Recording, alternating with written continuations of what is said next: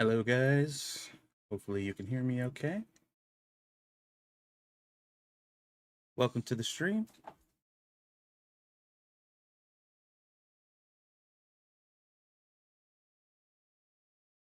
All right, about to get started here in a second. Don't forget to hit that like button.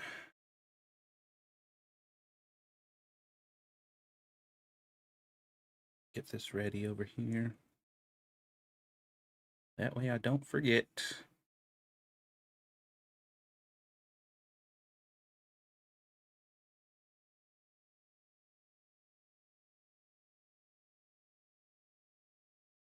Okay, welcome. Hopefully, you guys are doing well. So, today's little adventure, we're going to talk about the Shoe on Head video that she just dropped, because I always try to catch those when I can. And then we're going to do some Instagram surfing because obviously you guys know it is now the 2nd of November. The food stamps are cut off and people are losing their minds. So we're going to catch a little bit of that, maybe. Oh boy, people. It's getting crazy out here, y'all.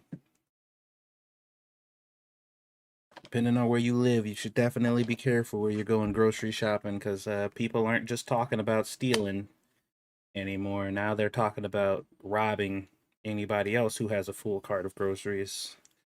So just be mindful. It doesn't feel like 3 o'clock. That's because it's not. I said 3 o'clock because I was gonna be ready by then, but I decided to go ahead and just start it up. But welcome everybody. I hope you guys are doing well. It's been a couple days since I've streamed, and obviously some things have gone on. Early is good. Well, that's good. I'm glad you feel that way. I got a little bit of issues going on with myself today. I got like carpal tunnel or whatever, and I guess I slept weird. So from here all the way to here, going all the way down, is completely numb. Like when your hand or your fingers are asleep, that staticky tingling sensation or whatever.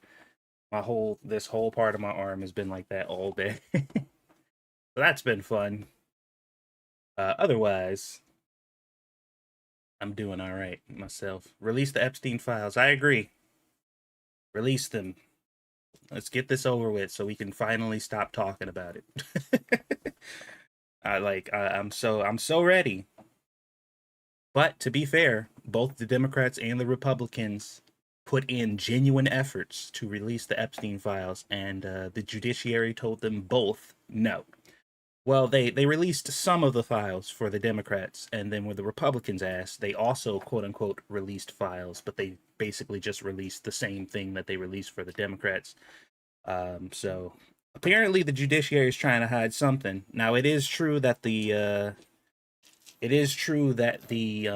judge that is the main person who's kind of like shutting everything down and telling everybody no is a Obama appointed Democratic judge, but that doesn't really say much, honestly. I mean, it's a point of note, but it's not really like a gotcha, you know what I mean? Because at the end of the day, we didn't get the files under them and we didn't get the files under Trump. So I don't think it really matters at that point, but it would be great if we did get that out of the way for sure.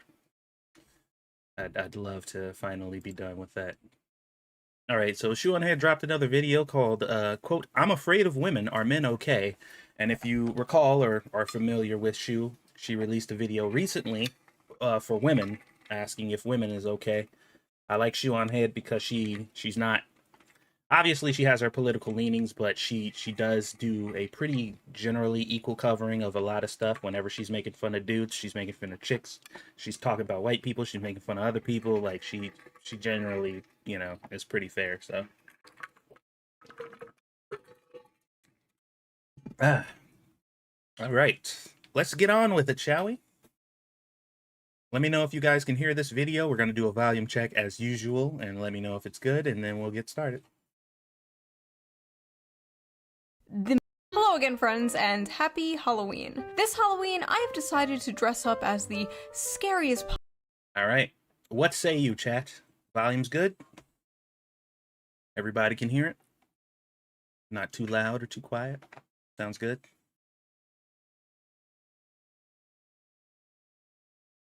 All right.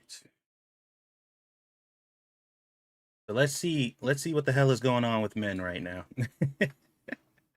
Possible thing to my audience. A woman. Oh no, not a woman. As the OG YouTube pick-me, I have made many videos dunking on bad female behavior, ranging from terrible things like the creepy female teacher epidemic, to more silly things like women posting their L's in my Are Women Okay video. The video where I read embarrassing stories women willingly put on the internet about themselves. And that video has sort of become a fan favorite. So Yeah, that was a pretty good video. If you guys haven't seen that one, go check it out. It was it's pretty good. Like, I mean, we scroll through the internet all day and watch crazy people be crazy, but it's always another thing to see it concentrated in one place, you know? Oh boy. Yeah, but that was a pretty good video if you guys haven't seen it. I've gotten many requests from you guys to do a male version of that video, but the issue I found is the male version just doesn't exist. No. You know, I could watch this. Normally when I watch stuff, I watch it on double speed too, but sometimes I like if I'm streaming it, I'm a little more courteous of other people. I'm like, maybe they can't, some people maybe can't follow at double speed. Not saying they're slow or whatever, but like, you know. So if you guys want me to put it on double speed, I can. If not, then that's fine, because I usually watch stuff like this on double speed too. No, I'm not joking. I looked everywhere for the male equivalent, but it turns out, unlike women, men don't like to post embarrassing stories about themselves. I know, a shocker, right? Isn't that amazing? I was just talking to somebody about that recently, where there's just like, you know, there's this epidemic all around TikTok of women just like straight up airing out their dirty laundry and then proceeding to get upset and tell people to mind their business when they publicly put out a video telling their business. Like if anybody comes up and they're like, hey, here's what I think about this thing that you shared publicly. And they're like, nobody asked you. Shut up and mind your business. And I'm just like, well, I mean, it's on the internet. So I'm making a voodoo doll, but I'm too scared to do it on myself. So I'll use your face for it. Just letting you know. Okay, cool.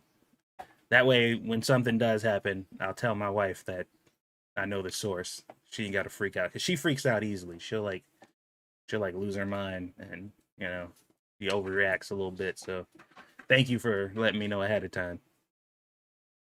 Shoe on Head still doing her thing? Oh yeah, she drops her obligatory one video a month, makes a cool $200,000-$300,000, and then disappears. No, she don't get that much money on videos.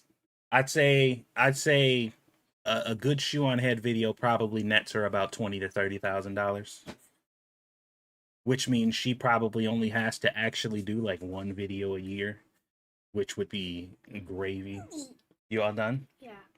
I love milk. Okay, you'll drink your milk. Yeah, so man, I couldn't imagine just waking up one day, recording a video, and just like, all right, done for the year. don't have to upload again. I just uploaded a video and made a salary. Oh man.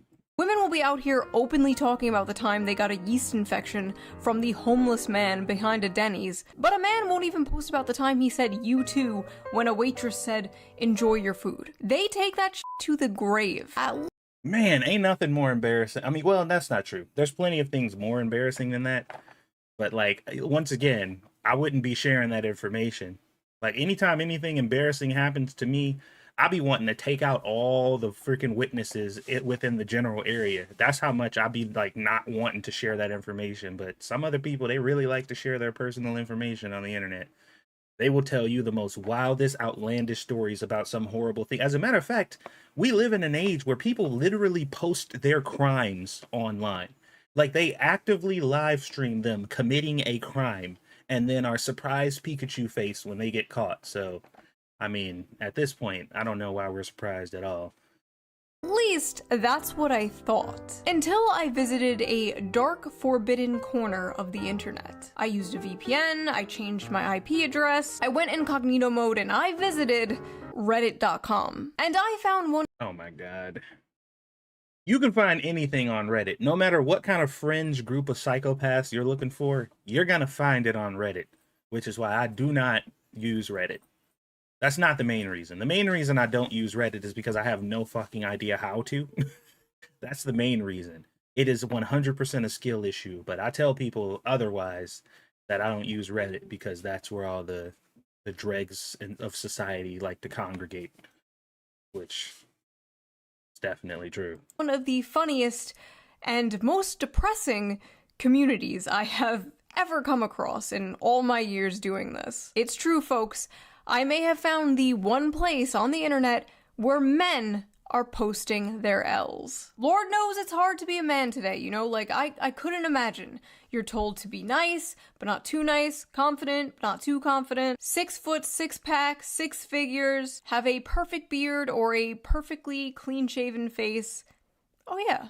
That reminds me. Oh boy, Before here it we dive comes. into this video, let's done? quickly give a shout out to today's All right. sponsor, I'll see you later, Henson baby. Shaving. Most razors force people into these weird workarounds like, apply cooling aftershave to help with the burn. No, that's all coping. Okay? No. Okay, so she's gonna ask if I skipped the ad. According to y'all, we watched the ad, okay? Like, she don't need to know that we skipped it, alright? Oh. No, they are not. We have gone over this many times in more serious videos. Modern men are going through a lot, and for a long time there was nowhere for them to vent. Can't vent to your friends because that's gay. Can't vent to your girlfriend because that's gay. Can't vent to a therapist because that's gay. Everything is gay, except of course gay sex, which we all know is only gay if the balls touch. So what is a man to do? Where is a Learn man something to new go? every day. Reddit, of course. r/kitchen cells. To be exact. Excuse me? Oh my god. So, just to let y'all know, in case you were wondering, and I know that you were, this is where all the people go after they get done protesting in the streets. This is where they all meet up to talk about stuff. If you ever wondered where all those protesters go, all the male ones, they congregate here. Kitchen Cells is a Reddit page where, quote, incels go to vent their frustrations with the world, as well as show off the food they are consuming at the moment. Now, for those of you who don't know what an incel is a involuntary celibate. Somebody who, for whatever reason, cannot get laid or get a girlfriend. And for Which I have gone over before, is the most interesting insult to be used by feminist and left-wing people. Because remember, we were taught by feminism that a man's body count has no bearing or value at all. So it shouldn't matter how many guys a male slept with or whatever. That's toxic masculinity. Nobody should be concerned about that. But for some reason, their favorite insult, the one insult that they use towards men more than any other insult, is calling them an incel, which is making fun of their body count. That's their favorite insult to men they don't like. They call them incels, while also simultaneously trying to maintain that a man's sexual conquest is completely irrelevant to the value of them because asserting so is toxic masculinity. Which further proves the point that almost everything that leftists say and do is either a contradiction or just complete fabrication. For the people watching this, a girlfriend is a girl that is your friend, who you love. Like that little anime girl you watch in the corner of your screen, except she loves you back. So, let's dive into this. They have called monkey an incel. It means nothing. They call everybody an incel. You could be married with 1,300 kids. You could have 10 wives and 1,300 kids, and they would still call you an incel. Involuntary celibate, because words don't mean anything to them. Like, the Democrats use words as a tool, but they don't actually have any type of meaning or value. If that makes any sense. You know what I mean? They're the type to take, they'll look inside their toolbox and they'll grab a screwdriver and drive a nail into the wall with the back of the screwdriver. You know what I mean? And this is just a tool. Tools are used to do things that you want to accomplish. It doesn't matter what the actual objective of the tool is or what it's made for. I just need a tool. So that as long as it's hard and blunt, they'll use it. They can have a hammer right there, but they don't know what a hammer is. They don't understand the functionality of a hammer. They just know that they have one. If the hammer was closer, they would have grabbed it. But it wasn't. It was over there at the time. So they grabbed the nearest tool they can find because they have an entire toolkit, words that they use in order to use against other people, but they don't know the functionality of any of them. They just pull them out whenever they feel like they're convenient. I feel like that's a pretty good fucking analogy I just pulled out of my ass right now. I feel like that was actually a really good analogy. I pat myself on the back for that one. I don't care if y'all disagree. Let's see what Reddit is cooking. Tonal versus Spediance. God damn, that was the most perfect time commercial ever. Holy crap. I was ready to see what Reddit was cooking.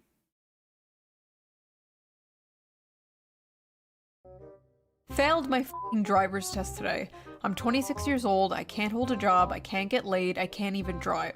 I don't deserve flavors. Bro! This is where we're starting? Holy shit. I don't deserve flavors. Holy crap. My man eating wheat bread and the egg whites. Dude, just take it again. Take your driver's test again, man. Go apply at more jobs. Maybe that job you worked at wasn't a good one. Jesus Christ. I've never not flavored my food as punishment because I feel like I'm a failure. I dropped my salad. I fail at everything I do. I'll never amount to anything. I'm a perverted incel freak with weirdly long toes. What? Oh my god, is this place real? Classmates said I have school shooter vibes. Bowl of sludge. Classmates said I have school shooter vibes. I promise y'all ain't a right-wing person in this group. I will bet every penny that I don't have. I promise you, y'all.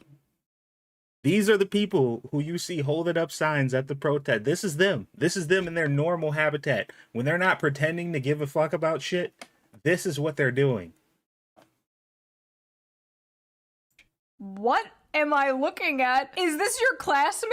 Holy shit, maybe they were right. Resident Evil ass meal. I asked my high school biology teacher out on a date the day I turned 18 via her Steam account. She blocked me. This guy somehow managed to find the one female teacher that Blizzard? did not want to groom their male.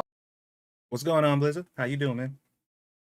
Also, welcome to the stream, everybody else I did not say hello to personally. Hopefully you guys are doing well.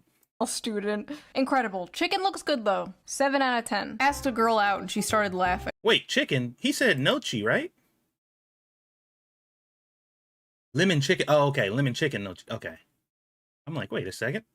18 via her Steam account. She blocked me. This guy somehow managed to find the one female teacher that did not want to groom their male student. Incredible. Chicken looks good though. 7 out of 10. Asked a girl out and she started laughing. Oh, that's just a learning experience, dude. Got super hard.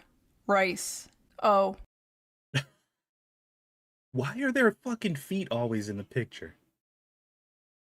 Y'all, I feel like we're gonna, okay, I done pointed it out, so now we gotta see if this is a consistent thing, because there's only been 2 so far, but now I'm noticing a pattern. We're gonna see. But I hope this man ain't just eating plain white rice, like, just by itself. Jesus Christ. 5'10", rice looks good. The only girlfriend I've had was on an online game when I was 11. Yo, that bowl of pho look good, though. That look good. I'd eat this. I'd eat this. That look good. Plain white rice is good sometimes. The only time I eat plain white rice is with other things. I've never just made plain white unsalted rice and just ate it. That is too reminiscent of the struggle days for me. I'm sorry. I got to put something on it. I don't care if it's a can of sardines. I got I got to eat something with that rice. I'm gonna hold your hand when I tell you this. That was a man. That was a 45-year-old man. Made this cake to celebrate 6 months on heroin. No woman could love a creature like me, but this feels great anyways. 6 months on heroin? Did I read that right? Was 11. I'm gonna hold your hand when I tell you this. That was Sometimes bland food hits the spot. Bro, don't make me say it.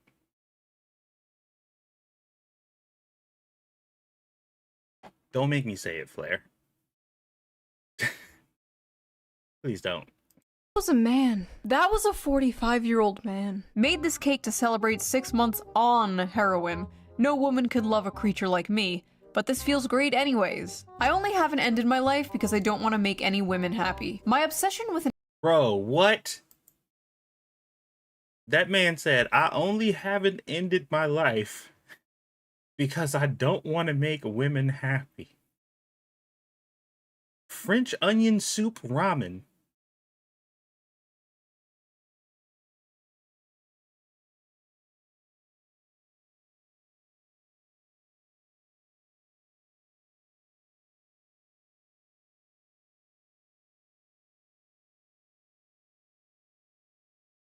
Ah, my life because I don't want to make any women happy. My obsession with an anime girl prevents me from talking to 3D women. Every night before going to sleep, I watch a video of her kissing the camera, and it is almost always the highlight of my day. May I know which one it is? Sue from Monster Musume. You know? oh no, not the slime girl.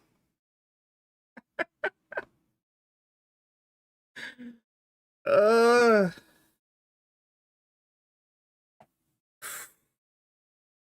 By the way, we can't look past this.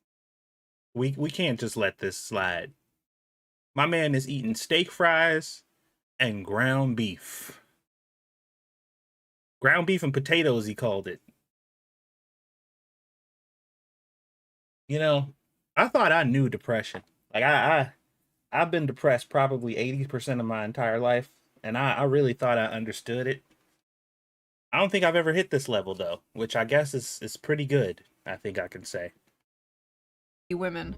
Every night before going to sleep, I watch a video of her kissing the camera, and it is almost always the highlight of my day. May I know which one it is? Sue from Monster Musume. You know what? After the last video I did, I can't even judge this. Like, at least it's human looking. The bar is in hell. I have a huge crush on a coworker. I was The bar is in hell. talking at her about fishing, and I jokingly said I could buy her one of those toy Barbie fishing rods and teach her how to catch a fish. She said, I don't think I'd be interested in that, in the most disgusted tone of voice I've ever heard a human muster. I like how he said talking at her. Not with her, not talking with her, talking at her. Women— Wait, is that what he said? I didn't even see that. Hold up. I was talking at her. Oh, yeah, that's what he said. That's what he said. Wow. crush on a coworker. I was talking at her about fishing, and I jokingly said I could buy her one of those toy Barbie fishing rods and teach her how to catch a fish. She said, I don't think I'd be interested in that, in the most disgusted tone of voice I've ever heard a human muster. I like how he said talking at her. Not with her, not talking with her, talking at her. Talking Women at her. love when you talk at them. Just corner them and start yapping about World War I or like Warhammer lore. They f***ing love that shit. Just get right up in their face and explain to them the entire plot of Lord of the Rings. You know, that's actually kind of funny. You know, because, you know, obviously most people are probably off-put by people talking at them. But I can't think of any other group that talks at anyone more than women do. As a matter of fact, my wife probably spends most of her time, if we're not engaging in a direct one-on-one conversation, talking at me. And she's aware that she's doing it because I'm not listening to nothing she's saying. And she's aware. She knows that I'm not listening to anything that she's saying. But she is still hurling words in my general direction about a topic that I do not give a shit about. and she seems to be totally fine with that. So, because I swear to God, like my wife comes home and I ask her, "Hey, babe, how was work?" And then she tells me about her day specifically, and then she gets into like a 10 and 20 minute type thing about all the gossip and drama and all the other stuff going on with the other people and stuff that's going on in their lives. And at that point, I've already ceased to listen. I've heard how her day went, and now my ears have shut off. I am no longer listening to anything that she's saying, but she still be going. And I just be like, and then after she get done, she'll be like, "That's crazy, huh?" And I'll be like, "Yeah, that's crazy." And then she walk off. And that happens almost every single day.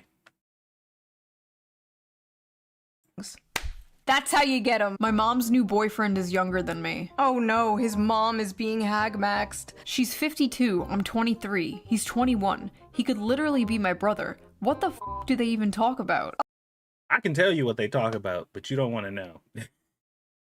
I could tell you exactly what they talk about, but you don't want to know. That's a situation, man. That is a situation right there. Oh, don't worry about it, bro. They're not doing much talking. I wish a tomboy could just casually kidnap me and drag me into a room.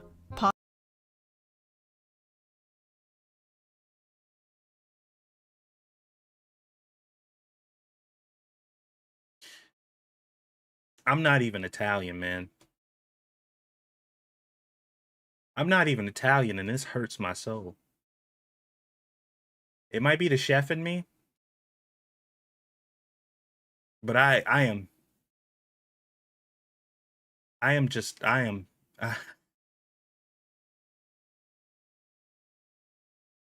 whew. Huh. Pasta cereal. I feel like tomboys are like an endangered species. What the f is that? Forget tomboys, you need to be kidnapped by the feds. Tomboys are an endangered species. They are. They don't even really exist anymore, because if you're a girl that likes boy things, then you're trans now. That's how it works. So, which is weird, because there is no boy and girl thing, because gender and sex is a social construct which doesn't exist. But in order to know that you exist as the opposite sex, then you have to rely on a social construct. But that also doesn't exist. But it's also used to help you acknowledge that you feel like a male or a female, yet there's no such thing as a male and female. But you know that you feel like one, even though you can't define what it is. And everybody can be one, except they can't, because sometimes it's not convenient for them to be, and sometimes it is. You need to be exiled away from society for what you did to that pasta. My ancestors are weeping. The last time I met anyone was when I went to the psych ward a few years ago, where I got a crush on the first girl who ever showed me any interest. She ghosted me. Just my stupid Chungus life. Okay, honestly, good. Do not get with the f***ing girl you met at the psych ward, okay? None of this Harley Quinn Joker bullshit. I don't think that's the best place to meet women. I'm gonna just put that out there. And I don't care what part of the psych ward we're talking about. I don't care if she's a patient, if she's a doctor, if she's a nurse, if she's the custodian. Like, I feel like that's just not an optimal place to meet women. Maybe I'm crazy. Maybe I belong in the psych ward. Who knows? You can't fix her. She can't fix you. No, no, no. Next. Today I found out the woman I have been pursuing is a lesbian. Burger meat hot dogs for me and my father. That looked like cat shit on a bun.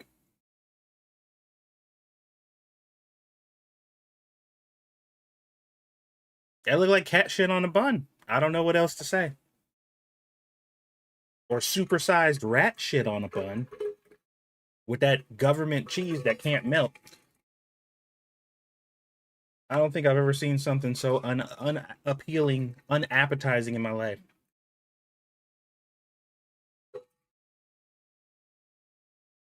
Oh my God. If you bring me something like this on a plate, just tell me you don't love me. Like, it's a lot easier. I don't need subliminal messages. Like, you don't have to, like, You don't have to, like, you know, try to just say it. Just use your words. You know? Pretty easy. Other who hates me. Okay, 1, that is doo-doo. That is poop from a butt. And 2, it is not over. It's not over. There's still one way you can date her. Put this on. I don't deserve love. Segregated Tic Tacs. Segregated Tic Tacs?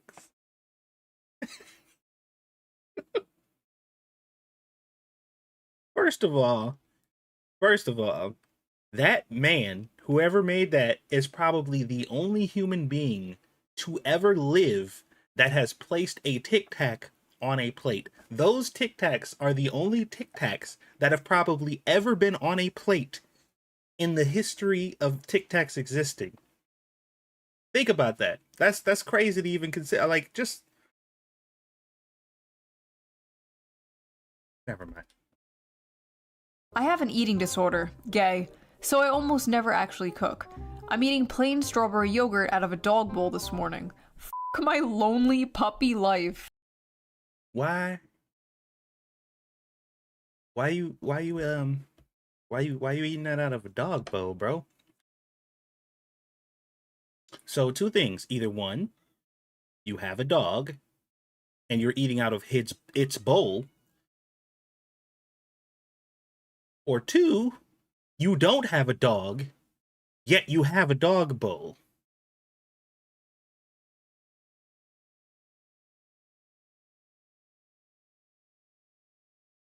I'm gonna let y'all figure out which one it is. Yesterday my scrambled eggs were oversalted. This morning they were undersalted. I have to kill myself. Well, did he? I mean, he obviously posted this video first, but like, I mean,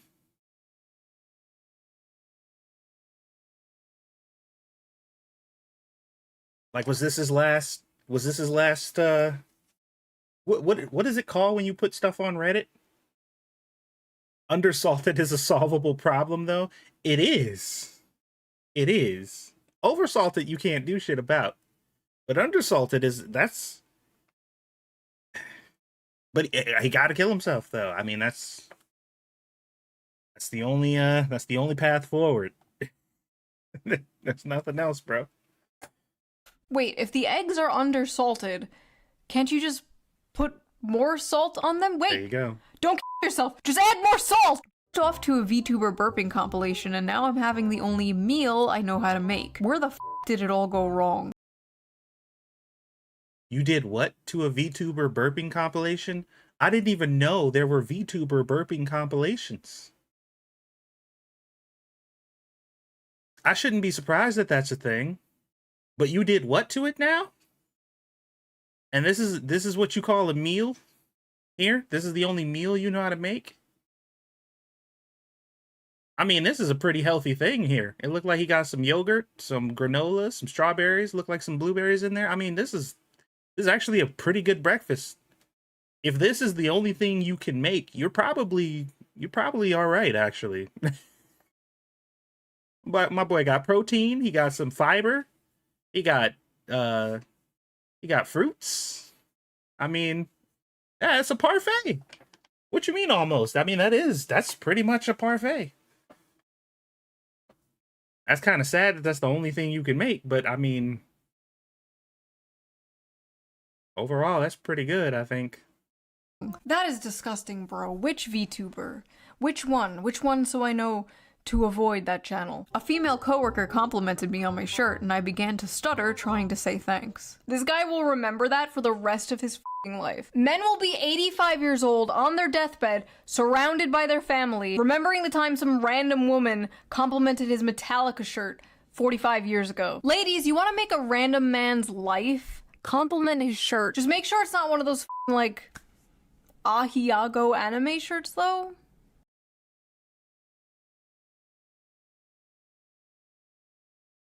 Did she say, what did she say? Did she say Asiago? Because whatever she was trying to say, and I know what she was trying to say, that ain't what she said. That is not what this shirt is called. But nice try, though. That was a weird era. I licked this canned tuna to imagine what it feels like to eat pussy.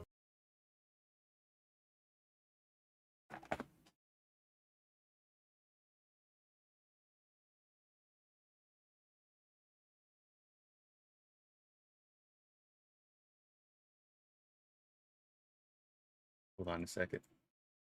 Just give me one moment. I need y'all to fully understand the severity of what's going on here.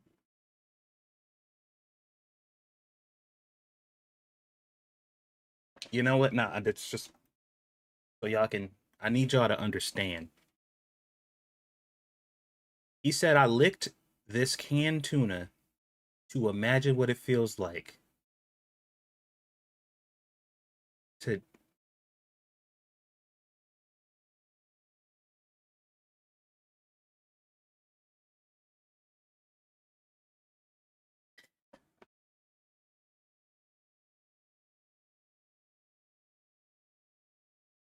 Bro.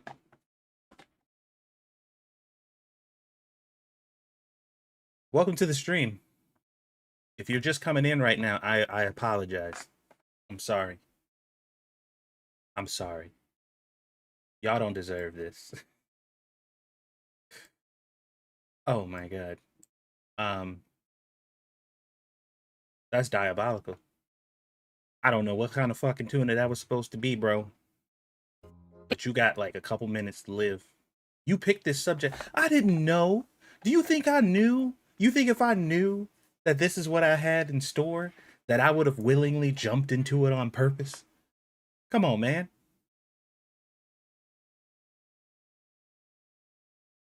It doesn't taste like that or have that texture though. Put 5 pennies It doesn't taste like that or have that texture though.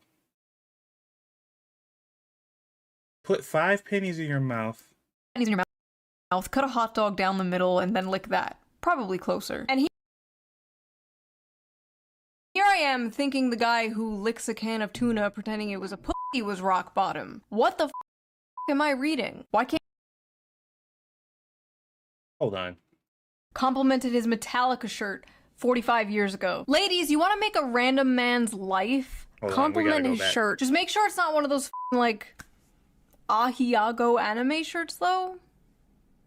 That was a weird era. I licked this canned tuna to imagine what it feels like to eat pussy. It doesn't taste like that or have that texture though. Put 5 pennies in your mouth, cut a hot dog down the middle, and then lick that. Probably closer.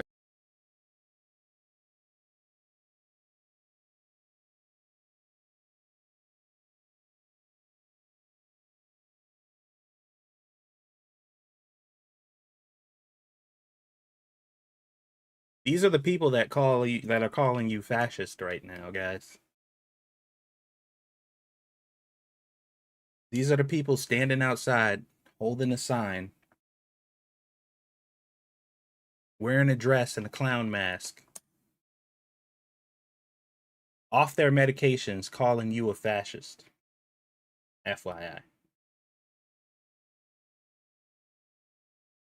The saviors of our world, guys. And here I am thinking the guy who licks a can of tuna pretending it was a pussy was rock bottom. What the f am I reading? Why can't you just buy a Fleshlight or something like a normal person? The smell and the flavor are important factors here. Stop.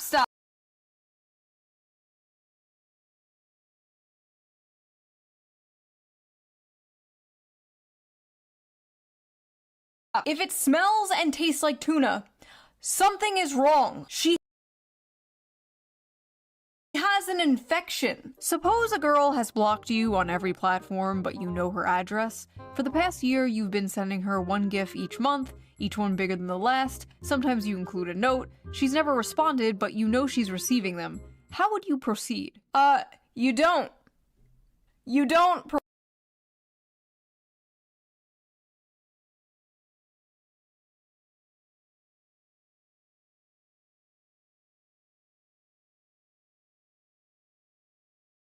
I hope none of y'all are doing this, man. Please seek help. That's just How do I proceed? Like, yeah, that's the perfect answer. Stop. Cease proceeding. As a matter of fact, you went too far. You got to take a couple thousand steps back. Jesus Christ. Are you gonna make it through this one? Man, boy, I'm struggling. I tell you what, I am having a hard time with this one. Like, I know there's weirdos out there, but like this is too much, bro. Proceed. None of these people at this party know I beat it to Giantess Vor animations. What was in there? What was that? None of the people in this party know that I beat it to Giantess and Vor animations. Beer shot. Nah, bruh. What's that? What's this? What's this? What's that in there? That's the head. That's the head of the beer right there. What's this? What's this? Party know I beat it to Giantess Vor animations. Maybe. But now the whole internet does. I love the people in the comments like, my man. It is just actually insane. Like, these people walk amongst us. Like, the guy in front of you in line at the bank might have a being eaten alive fetish. Who knows? An acquaintance I have is talking with his girlfriend and 4 of her friends 40 feet away from me. He said, statistically, one of the 10 guys in this room is a rapist. They all looked at me. Funfetti pizza.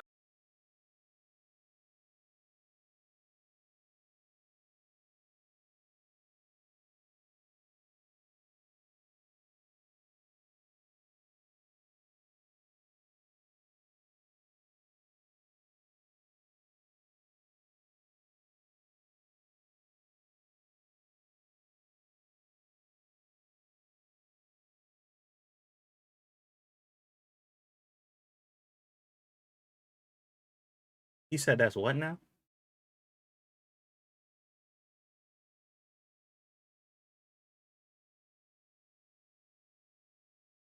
That shit look infected, bro.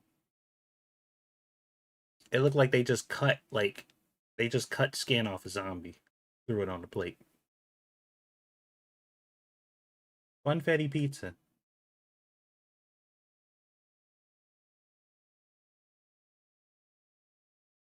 This is why aliens won't come and visit us, y'all. I was talking to a girl who thought I was Latino. When I told her I'm Indian, she almost gagged. Woke up this Sunday morning. I'm still 5'9". Okay, 5'9" is not f***ing short. What the hell Wait, have the... Hold on. 5'9"? Is 5'9" short now?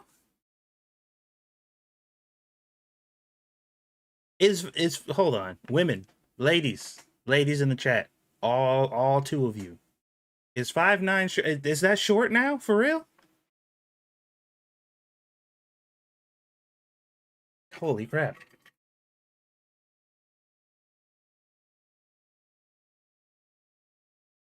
Anything under 6 feet is short by today's standards. 5'9", you're basically a girl? Oh my god. Depends on your heritage. In the US, no. Huh. I mean, I'm 6 feet even, but like... Okay.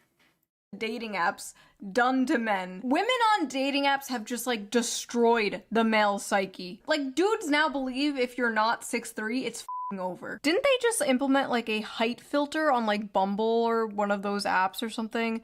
That is insane. Could you imagine they did a weight filter? Could you imagine no women under 170 pounds? Could you f***ing imagine? They would never do that. Because it's wrong to ask about a woman's weight, but it's totally fine to ask about a guy's height. When one you can control and the other that you can't. Isn't that fascinating? Without double standards, you know? You know the rest. They would never. Paid for nudes for the first time. They weren't great nudes, but I kept paying because she talked to me. Spinning Glizzy. She talked to you, huh? Also, anybody who calls hot dogs glizzies is an immediate red flag and should be shunned by society. We need to bring bullying back. We need to bring it back. The world has gone to shit without it. If you call hot dogs glizzies, you need your ass kicked. Somebody need to wedgie you and or put you in the toilet. Do what is it called? The swirly? Is that what it's called? What you got against glizzies? Flair? Stop it. Don't even. We not about to get into this. Just don't. If you hear somebody call a hot dog a glizzy, just know that you don't want them in your circle, okay? Are you sure about that? Are you sure you were talking to Cutie Pie Kitten 69 and not f***ing Kamal from Pakistan? Because apparently that's the thing. Apparently OnlyFans girls hire agencies in like India and Pakistan to like talk to their simps for them. I masturbate to girls until I'm not surprised by that at all. I'm actually not surprised by that at all. Like, you could probably outsource your community outreach and stuff like that on OnlyFans to like on Fiverr. I'd be surprised if any prominent OnlyFans girl is actually taking the time to talk to her followers and viewers. I'd be shocked if that was the case. I am tired of them, so I won't have to approach them and then get rejected. Is this why the birth rate is so low? Apparently OnlyFans girls hire agencies in like India and Pakistan to like talk to their simps for them. I masturbate to girls until I am tired of them, so I won't have to approach them and then get rejected.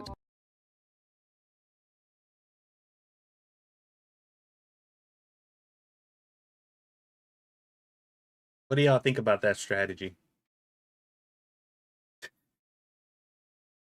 Y'all think that's a good strategy? I mean, the end result is the girl is not bothered, right? So I think we gotta pick our battles here. You know? My man came up with his own solution to not harass women, and the end result is him not harassing women. You know, I mean, you know, I think we got to take our victories where we can get them, right? I don't know.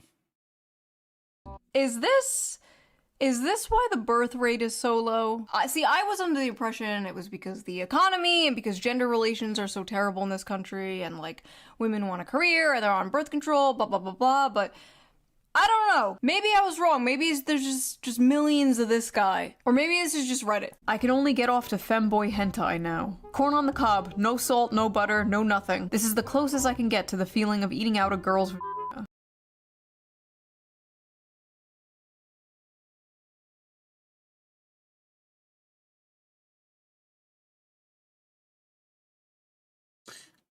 Do you guys would you guys ever equate the act of going down on a woman to corn on the cob in any way? And if you would,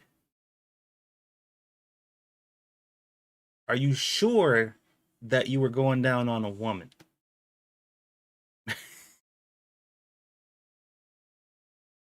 Because you might not have been. I don't want to alarm you, but if that experience for you was similar to eating corn on the cob, it might not have been a woman, honestly.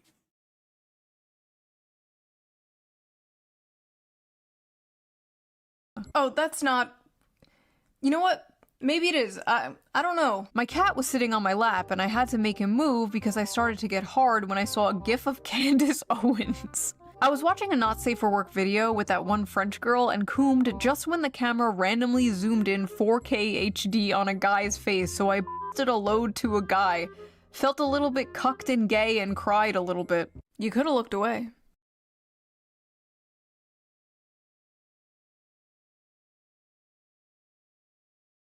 You know,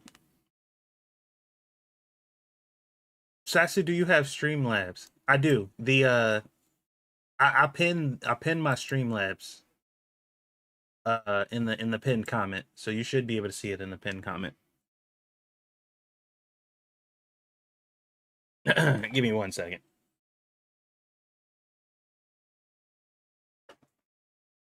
I go potty.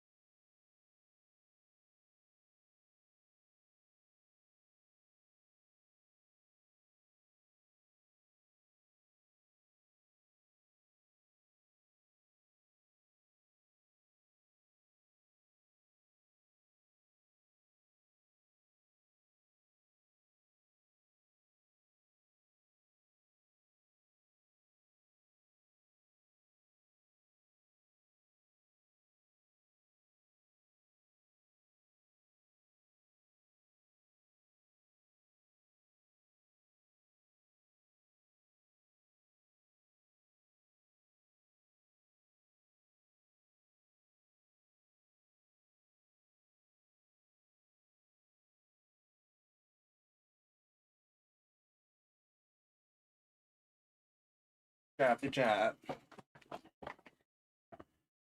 All right, I'm back. The goblin had to go potty. Oof. Let's get back to this shit show, shall we? But you didn't. Whether you're a business owner, a craft Ba-da-ba-ba-ba.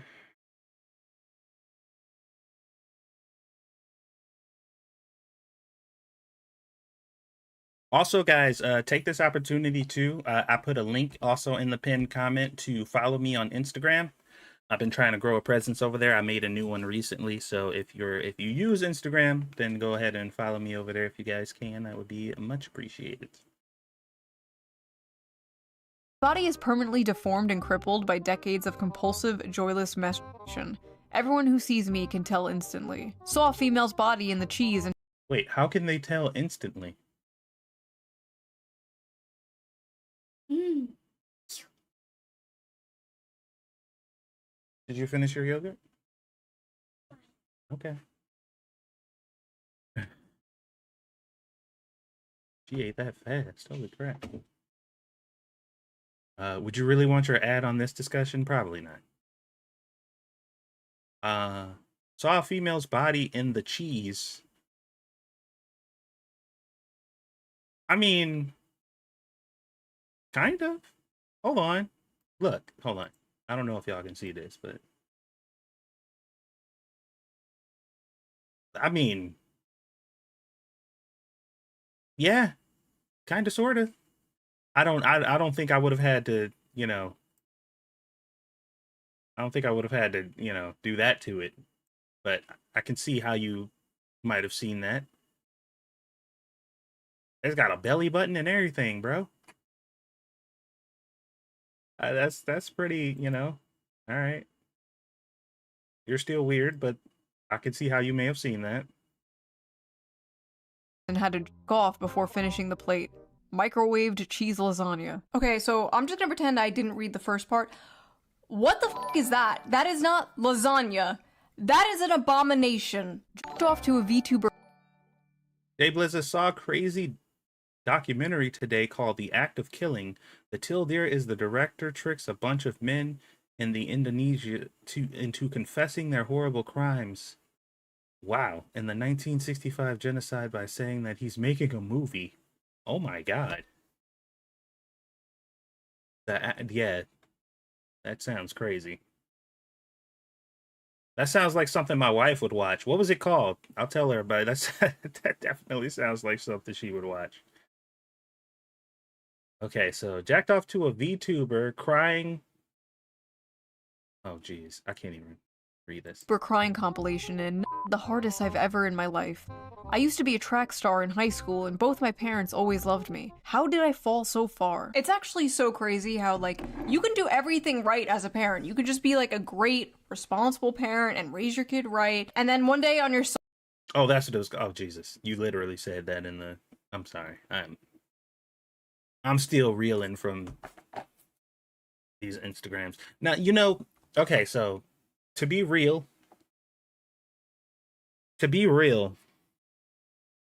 I believe, and I truly do believe this, that half of these are probably troll posts.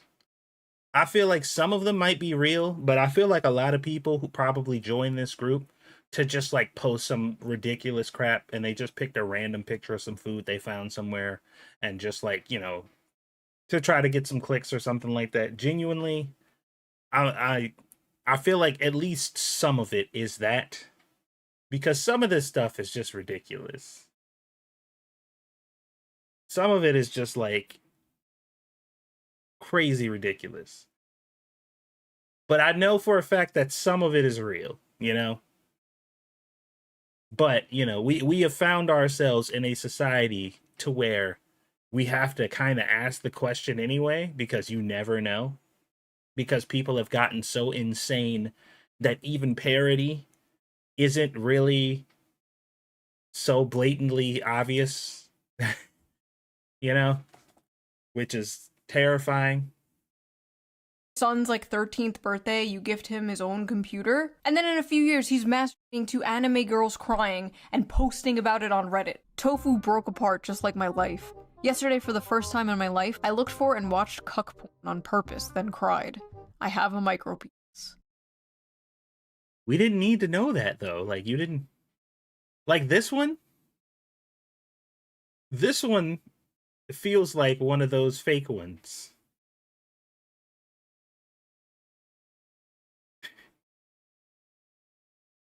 All porn is cuck porn. You're sitting in a chair watching two people fuck. You might as well be sitting in a chair in the corner of a hotel room watching two people fuck on a bed. What's the difference? Porn is basically virtual cucking. Tried to jack off to... Oh my god, she has a point, actually. She actually has a point.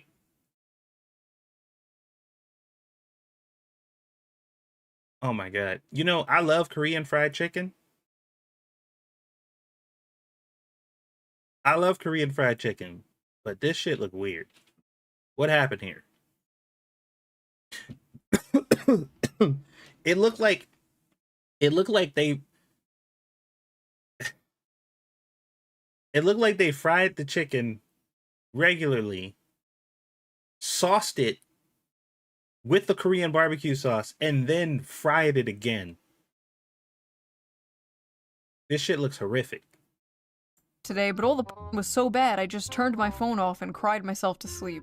Okay, the reason why you think the porn is boring is because you are so completely desensitized from seeing it all the time. Like 40 years ago, dudes were jerking it to like the Sears catalog underwear ads. And now the most insane, depraved shit you could ever fucking imagine is only like a few clicks away. Like, I just don't think humans were meant to live that way. Like, I don't think humans were meant to see sissy hypno inflation compilations every second of the day, you know? Whenever I Don't Google that.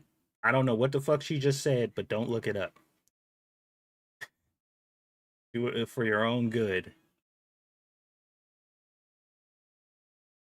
What is this? What is this supposed to be? Oreo bowl cake? Why does it still look liquid? Right, I leave my cum sitting in my underwear. We can smell it, by the way. We can smell the cum. Women especially can tell if you have recently masturbated. You ladies know what I'm talking about. Like, you go up to a guy and, like, you can just tell. Like, you could... I'm calling cat. I don't believe that shit at all. I don't believe it at all. Like, if y'all are talking about some fat, nasty dude that never bathes and he just has, like, a natural body odor barrier around him at all times, like, anybody can smell that. But you ain't about to sit here and try to convince me that women just know when somebody came recently. And I can prove it because men be coming home from the neighbor who they just got done fucking when they told you they was going to be late for work. And you kiss that man and be like, welcome home, dear. You don't be smelling the fact that he just came. So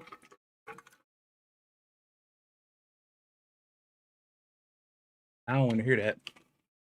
That's BS. You could smell it. If you're a guy and you're like, wait, is she joking? Is she being serious? Don't worry about it. Last night I jerked off and my goopy steamer of a load landed on my Xbox and fell into the ventilation of the console, and it turned me on so much I sprayed the console with 9 sprays of my mom. Yes, see, this is bullshit. This right here is not a real... There's not a real human being who posted this, and the only reason I'm saying that is because I want to believe that that's true. All right? I am admitting right now that I am making this open declaration that this is fake because I need to believe that it's not real. Okay? If it is real, that's fine. I don't need to know about it. But I'm gonna convince myself, I'm gonna tell myself that this isn't real, because in order for me to be able to continue to function as a normal person in society, I need to believe that this isn't real. Okay? All right. I'm glad we cleared that up. Mom's perfume and masturbated to the stench, and now it won't start. Breakfast to start the day. Why? Why? I've had this crush for 3 years, and I want to screenshot and print some of her photos on Instagram to pee on them, but I can't even afford a printer, so I just wrote her name on a piece of paper and This is fake too. I want to screenshot and print some of her photos on Instagram. drowned it in my piss. I'm just a stupid pee cell. Why? Yeah, the most this one no, not real. Why? I hate how the one time she wants to pop a tea for the gram is when she's breastfeeding. Got me using AI just to remove her baby from the pic. Save the earth and post them teas uncensored. Plump and full of milk. This video is turning me... The more ridiculous these are getting, the more I'm just inclined to be like, this is a troll page. See, and here's the thing. And I don't even want to, it's unavoidable. So you know what? I'm gonna just say it.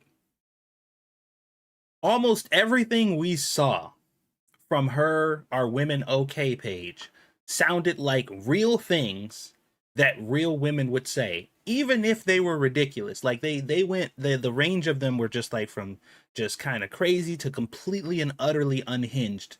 But almost every single one of them sounded like something that a woman would actually say. Like none of them were so completely outlandish that I was just like, yeah, no, like I don't think that's real. But when she goes to look at like a bunch of stuff that dudes made, like most of them sound like complete and utter troll posts. Like nobody would actually really say these things. Like no matter how unhinged dudes are, like I find it hard, and maybe that's bias. You know, I'm willing to concede that might be biased. But like, I don't know, man.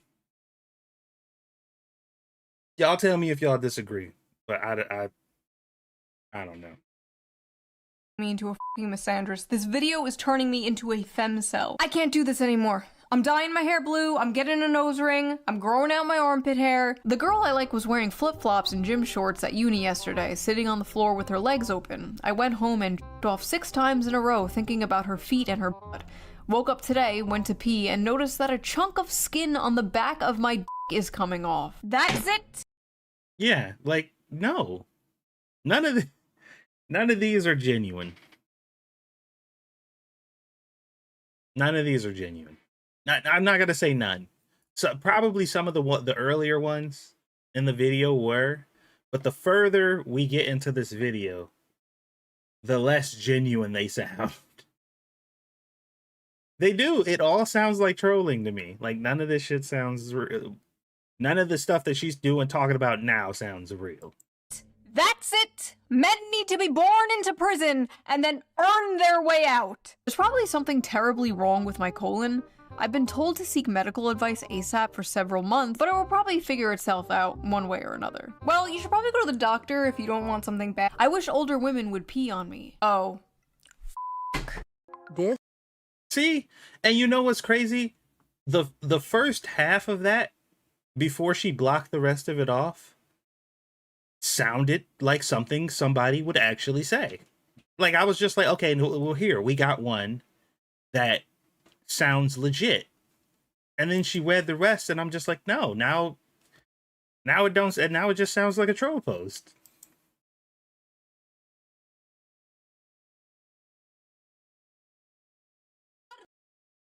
To protect us are on Reddit fantasizing about getting pissed on. Discovered cartoon pornography at the age of 8 and life sucks since then. My mom caught me dry humping my torn mattress to some AI porn and hasn't looked at me in the eyes since. I haven't even touched a girl intimately yet and I've lived half my life. I'm 39. Okay, this sounds real. This one sounds real. It's just the right amount of pathetic. It sounds like a realistic situation that a human being would actually go through. I could believe that this was a real thing that happened.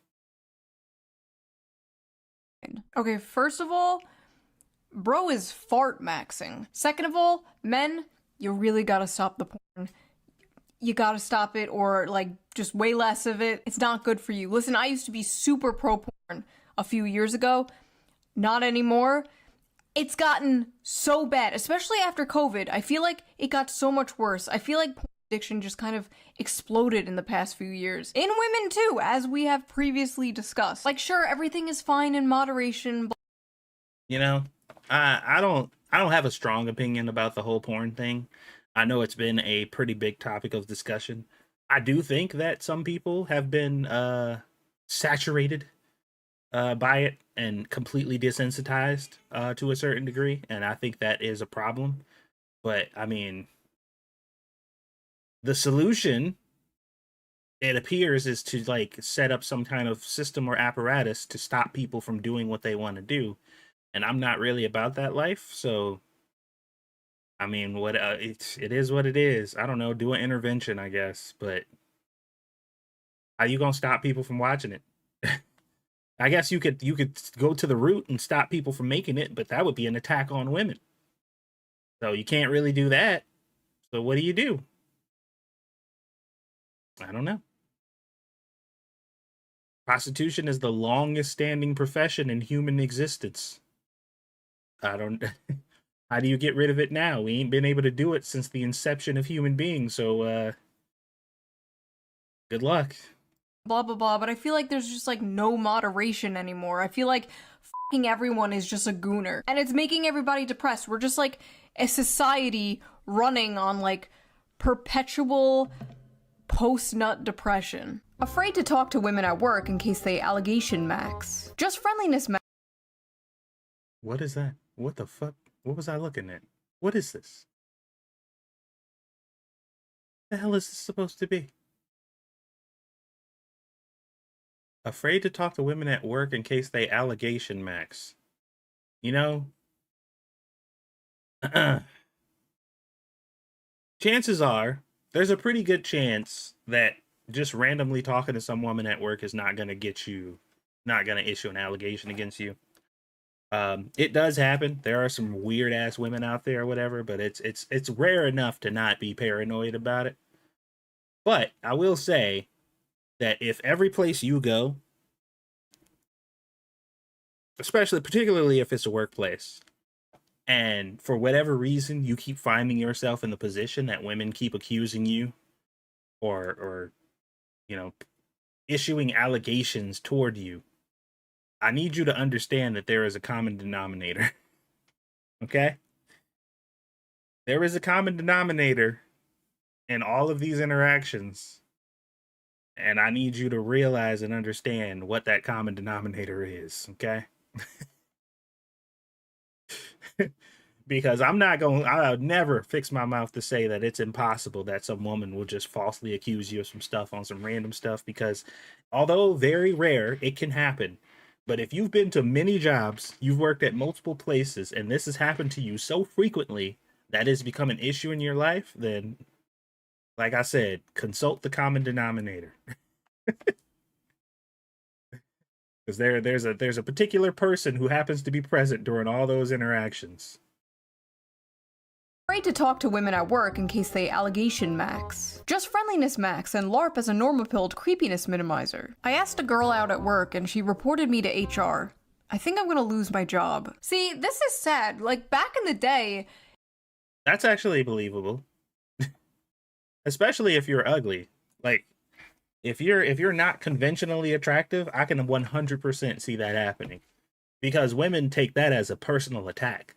Like, if you ask a woman out who is narcissistic enough and, you know, just like so full of herself, she can genuinely believe that if you look a certain way, the fact that you asked her out is basically the equivalent of sexual assault.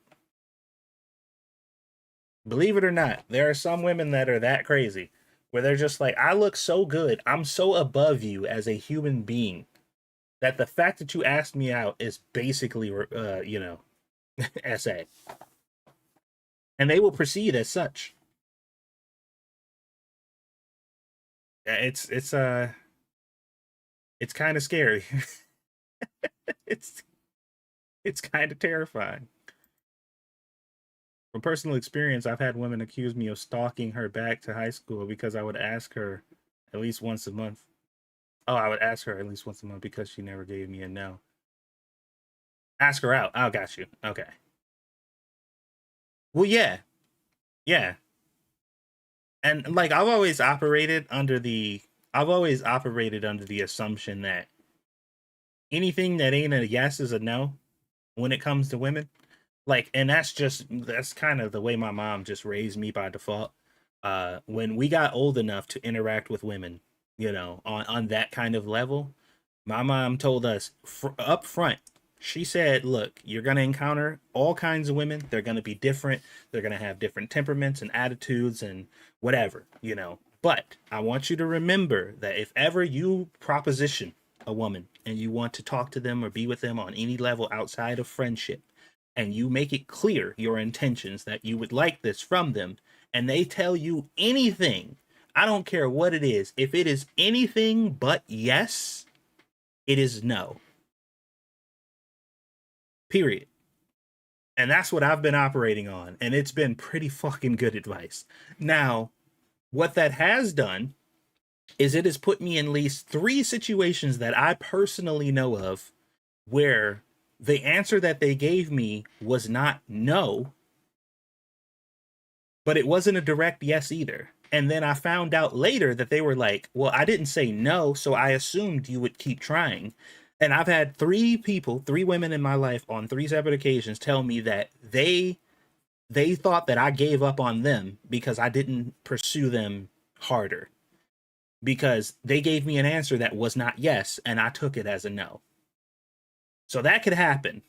That could happen. You can miss opportunities operating very strictly to that, because sometimes when women don't say no, or yes, for whatever that matter, they you know, they want you to try a little bit harder. They want you to ask them a couple more times or whatever. But I wasn't taking that risk.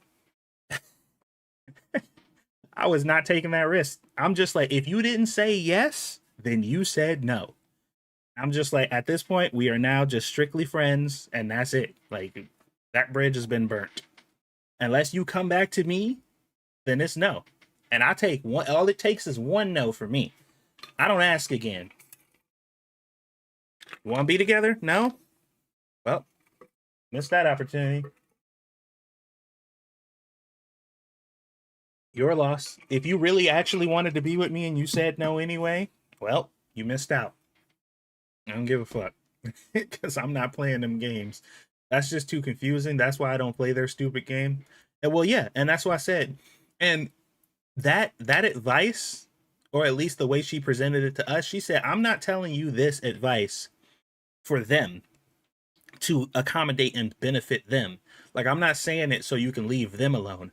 I'm telling you to do this for your own safety. You know, she's like, I'm explaining this to you because I want you to not be hurt or be strung along or be taken advantage of going forward, because this ain't about them. It's about you. You like it, anything that's not a yes means no for your safety, not theirs. And I'm just like, cool, that works for me. That works for me. But those opportunities can turn into a stalker accusation. Exactly. So why even open up the door to it? I never even allowed that to become a chance. And in many cases, I've had women who, you know, I assumed might be interested in me, but when I asked them out directly, because anytime I've ever propositioned a woman, or anytime I've ever been in a situation where I found a woman that I was personally interested in on a level further than friendship, I always said it to them. Like, I've never been in a situation where I was like friend zoned for a long time because I liked a girl, but I never said it. Every girl that I've ever in my life that I've ever come to the conclusion at some point, like, I want more than friendship with this person, I would tell them right then. I didn't wait. I didn't like, you know, I wasn't like, oh, I don't want to ruin our friendship. Like, no. The moment I was just like, okay, I am romantically interested in this person, I told them up front every time. And they either told me yes, no, they would stop being my friend. Maybe they would keep being my friend. Maybe they would reject me, or you know, whatever the outcome was, because I didn't like the games. So I straight up said it, like, straight up, I'm interested in you in this way. And they'd be like, oh, I don't feel the same. And I'm like, cool, totally fine. You know, whatever. But I ain't like to mess around with that stuff, man. I don't like the uncertainties and the mind games. I don't like trying to wait and see if they gonna fucking like, I spit it out, get it over with. Because waiting it out is too much. Let me see. I remember the situation where my homeboy was accused of some sexual harassment shit. Thing is, I was there all the time, and I knew the accusations was false. The girls went to the vice principal accusing him. I vehemently defended him. Yeah, see, you gotta be careful with that stuff, man. I'm not saying be paranoid of all women. This ain't about, you know, like shunning women or talking about, you know, that all women are blah, blah, blah. Like, it ain't got nothing to do with that. This is about you and your safety. Just don't fucking play the game. The only way to win this game is not playing it. Don't play the game. That's how you win. Every other thing, any other path leads to destruction. Just don't play. You can get lucky. You can get lucky and win this game off some random crazy chance, but it ain't worth it. It was totally acceptable to flirt with your coworker, ask her on a date, whatever. Like, so many people's parents met because they worked together, because they were coworkers, and they flirted and they hung out and stuff. And now it's like not socially acceptable at all to do that. HR culture has ruined the relationship between men and women. You know, I really like the term HR culture, because that really kind of defines the current social structure of the world. We live in a HR culture. That's like one of the best terms that I've heard lately. Not playing the games means you end up alone, though. Not necessarily.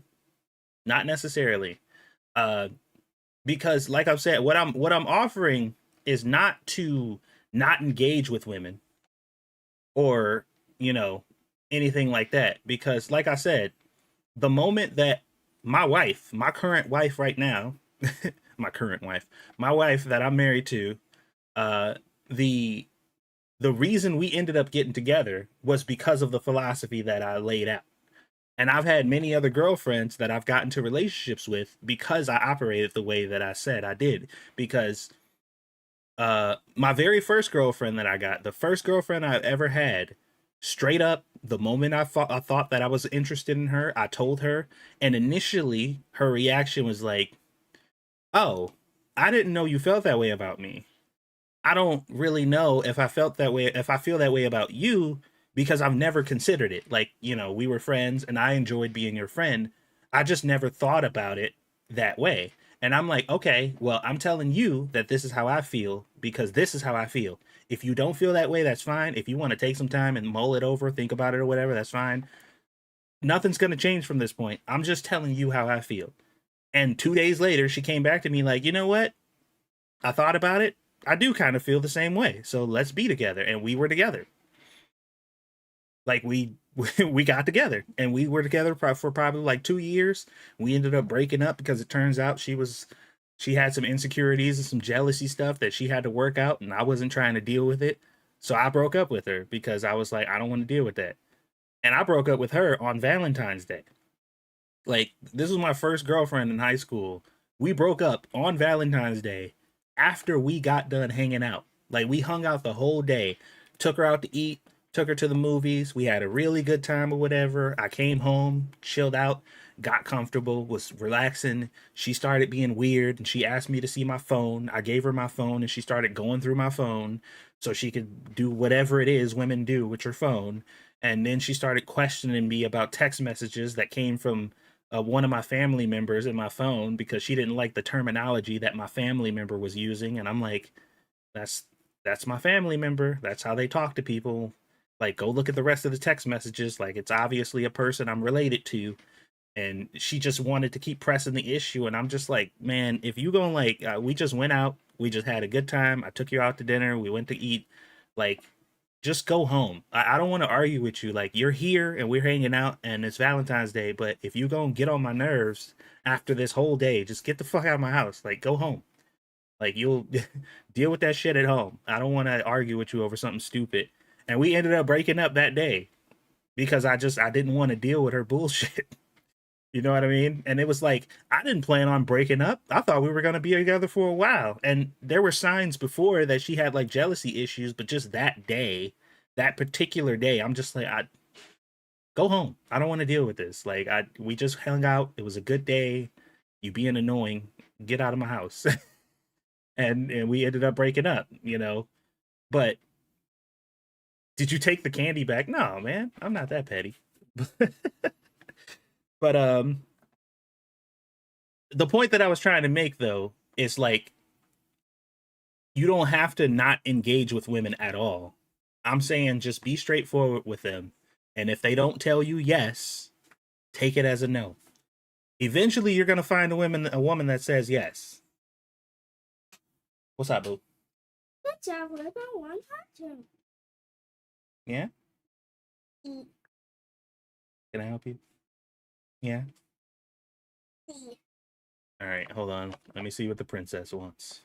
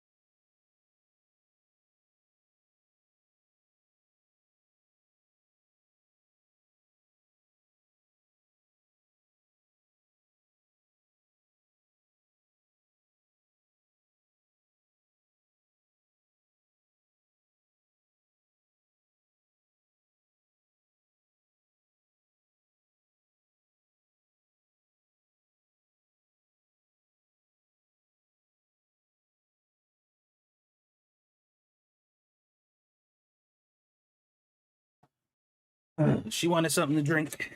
She was looking for her mom's cup that she usually drinks out of whenever she's thirsty, but her mom went to work, so she took her cup with her.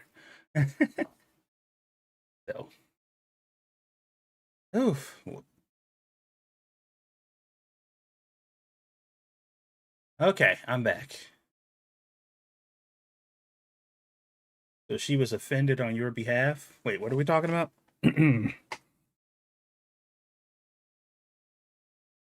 Oh, wait. There we go. I'm back. So tall now, time flat. Yeah, she growing fast, man.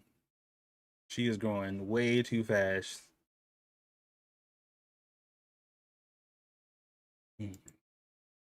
In the workplace. F HR, go talk to your crush. I got called into HR because apparently it's not okay to jokingly ask my coworker if I can gargle her period. Oh, what the f? Okay. Yeah, that's not real, man. These are troll posts. Like, and see, I understand the value of these videos that Shu makes where she like brings up these unhinged people and she talks about them. I don't think that it's the same value when we're comparing people trolling and being stupid to actual genuine posts by people. You know what I mean? And I think that's the fundamental difference in why this video doesn't hit as hard as the other is because we're talking about credible, genuine posts by actual women that really think the things that they say versus a bunch of dudes trolling in a group. Some of them may be real, some of them maybe not, but like for the most part, you can look at these and be like, yeah, that's not real. Like that's not no real dude. Like it's probably a real dude who posted it, but like that's the scenario that they put forth is not real. So I don't think there's like I don't think this is an apples to apples type of situation right now. And like I said, I'm 100% willing to concede that that may be my bias talking. I could just be biased. But you know, it just you can read something and sometimes you just like, yeah, that's not real. Okay, never mind. Never mind. Don't do that. Don't do that. No more talking to women at work. No more talking to women at work. No more talking to women in general. Total ban on talking to women until we figure out what the hell is going on. Downloaded Tinder and got 2 matches in 5 days. F my stupid, ugly life. Okay, from what I know from like men who use the apps that I've talked to, That sounds about right. that's actually really good. Oh my god, they're all so f***ing mad at him in the replies. When you spot a fake cell, so you give him the truth cell stare. Oh my god. What is this, man? You get a f***ing match in less than a week and you complain? Yeah, that's actually kind of a decent point. Is the fact that you get matches at all as a dude on a dating site is, you know, you should you should probably be happy with that. Which once again puts the validity of this post into question. Because like if you're on a dating app and you're getting that many matches in that short a period of time, you're probably not going to be upset about it. So now it feels like a troll. Again, we're back to like, oh, this is real. Maybe it's not. Stop humble bragging. I've gotten 0 matches in 3 months. 2 matches in 5 days? Why are you even here? My culture is not your costume. Fake cell. Go outside and get your life together. A true cell gets 0 matches. That's 2 people. How many do you need to be satisfied? Mods, take his balls away. 2 matches? Head on over to Kitchen Chads. Oh. Kitchen Chads? I don't want to know. I don't want to know what goes on over there. See, whenever I go into a job, I go in with the thought of making money, but I was told dating in the job site wasn't a career choice when I was in my 20s. Well, that's also true too. Like well, that's not true. I was going to say that I've never pursued women in the workplace before, but that's not true. I actually have. Raccoon, yes. What's up, yo? And yes, I know a couple people from Detroit.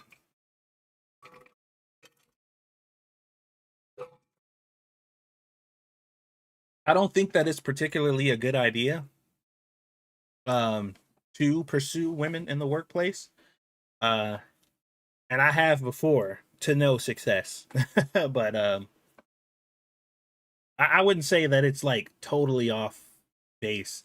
I think if you had a coworker of the opposite sex and y'all, neither one of you were particularly pursuing each other in any way, you just happen to work together, you talk a lot or whatever, and then something organically came out of that where it was just like this wasn't planned on either side, y'all just kind of fell into this relationship. I think that's totally fine. But generally, if somebody's like going into it and they have a goal, like I'm about to try to get with this person, chances are that probably won't go all that well.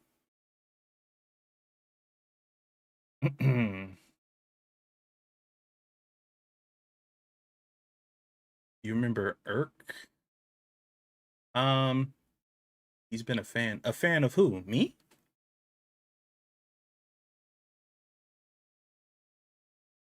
Irk needs gainful employment. Yeah, I don't know anybody in Detroit that can give somebody a job. So yeah. Let's see. Oh god, what is Kitchen Chads? Hold on. Kitchen Chads. It's real. Oh my god. I love cooking for my girlfriend with the money I make from my job. Made some ratatouille because I like the movie. Might go for a run later. I have had sex before. See, don't this, like, even in the Kitchen Chads thing, when the posts are relatively positive, it still sounds like trolling. And like I said, I'm a man. I know what male trolling looks like. You know what I mean? Like we does this. This is what we do. So it just feels like these people are just fucking around. This is like the Krusty Krab across the street from the Chum Bucket. This is evil. This is diabolical. Okay, let's go back to kitchen cells. We're done here. I haven't felt the touch of a woman in months. Months? Fake cell. Try 25 years. Boo, fake cell. Fake cell spotted. Went to the drugstore and the girl cashier was nice to me. Started stuttering, so she kinda giggled at me, so I left immediately. Felt so humiliated I couldn't stop myself to get home and masturbate. I've been excited. There's like a weird theme going on here. There's a very strange theme going on here. Suffering. Masturbating to the idea of her suffering. Incredible. This is some classic incel.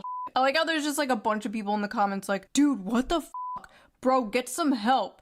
Fake cells when a real incel pulls up. A girl I know has recently added me to her close friend stories. Well, today she posted a poll asking what color she should paint her toenails, and apparently my answer was, quote, too specific.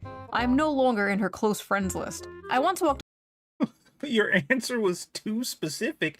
What did you say? I want to know. And also, what is this supposed to be?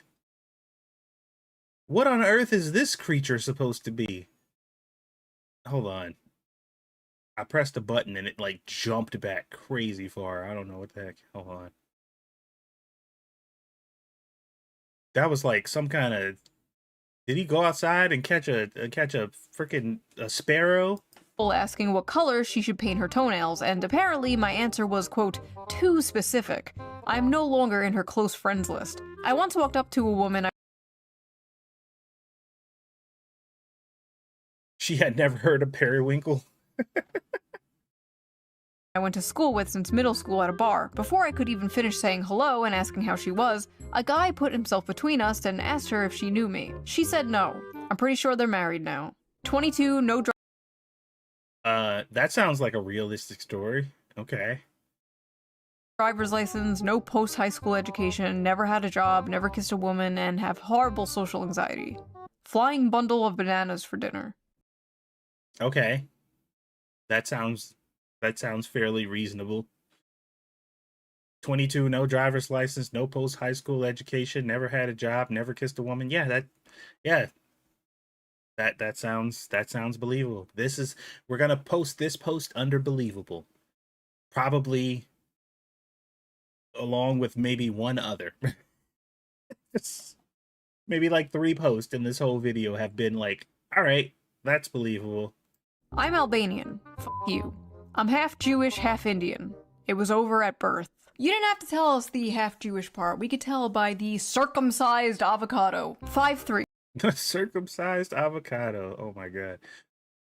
Finally got the confidence to walk up to a girl at a bar and she bent down and asked me where my parents are. Oh no, Oof. Man, holy shit, dude. Remember that post that we saw earlier in the video where the dude, the last sentence of that video was, I had to kill myself? I feel like that line's appropriate here. Bro, if I ever approach a woman and she bend down to me and ask me where my parents at, particularly me at 6 something, at 6 feet,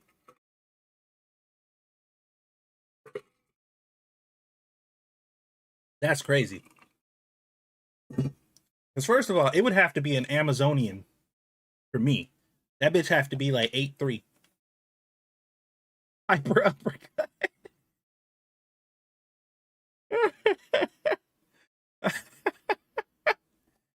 Oh boy. Judging by what we have seen around this subreddit, some guys would be totally into that. Some men are drowning, while others die of thirst. I should clean my bathroom, but without the drain flies, I have nobody left to keep me company. Asmongold, is that you? That's not nice. By the way, man, we had a drainfly issue this year. Bro, I was in this bitch furious. You want to know what saved me, though? This right here. This was the best investment I have ever made. I bought the fly strips. I bought the little vinegar, apple cider, you know, little things. All kinds of stuff. The blue light things that you plug into the wall with the sticky paper. I tried everything. Nothing beat this. This right here, best investment ever. They were quite shocked at my purchase, I should say. You don't just have your drain flies. Look, you have a little ant friend too. See? It's not all bad. Made peach cobbler. I have a date tomorrow. Maybe my femcel gay life is over. A woman going on to a incel subreddit talking about how she has a date tomorrow. This is just evil. This is just like eating a 5-course meal in front of a starving African child. What are you doing, bitch? I'm a femcel loser who can't talk to people and spends all her time playing games. Guy I had a crush on from high school told me he wasn't interested in a relationship, but I think he's lying and didn't want to tell me he's not interested because I'm fat, chopped, and broke. F my f***ing loser virgin life. Wait, how do we end up on the is this the same page? Did we like switch? Are we in the same place now? Because now I'm confused. Why are we getting femcel posts?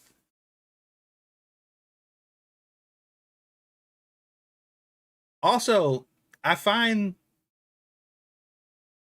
the term femcel to be problematic. Because most people are aware that incel for a man, even though like I don't like the term, it could be an accurate descriptor because chances are no matter what this dude wants or no matter how hard he tries, he's just not going to get laid. But I don't think that same metric applies to women. Because in my experience, and correct me if I'm wrong, there's some women in this chat, so please correct me if I'm wrong. In my experience, whenever a woman is not having sex and is in a position where she like, you know, I really, really want to have sex and it's not happening in my life, that is because she has standards. And without said standards, she wouldn't have this problem. That's been my general understanding for as long as I've been an adult and been able to like think about this situation.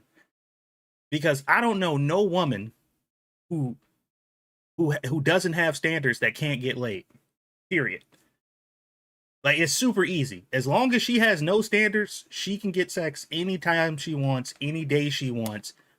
Like, not by anyone she wants, mind you. Because that's the determining factor. It's not going to be by the dude she wants, but she can get fucked if she wants to.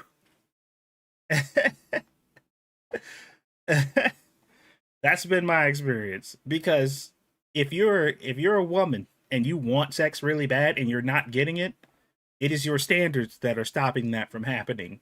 Because the person who you want sex from, you can't get it from, therefore you're not getting it. But if you don't have standards, you can have sex every day if you want to, without any problem. As long as you don't have those pesky standards, that is. I'm about to turn 25 and I'm still a virgin. I feel like it's too late now. Everyone knows more about intimacy than I ever could, and no one will ever want an unattractive, inexperienced femcel. I'm just a lonely virgin femcel gamer.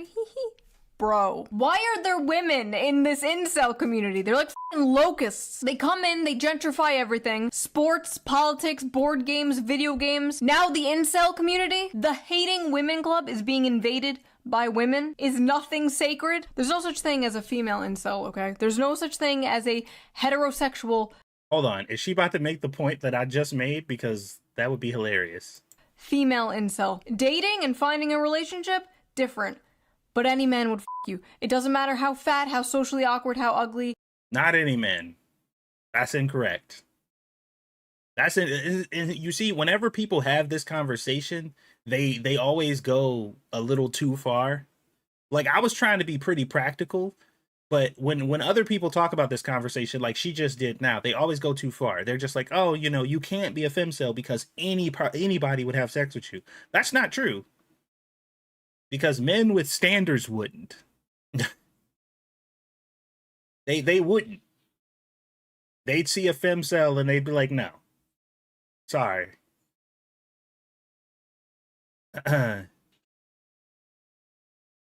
Is there like a job shortage going on in Detroit, period? Is that what's happening over there?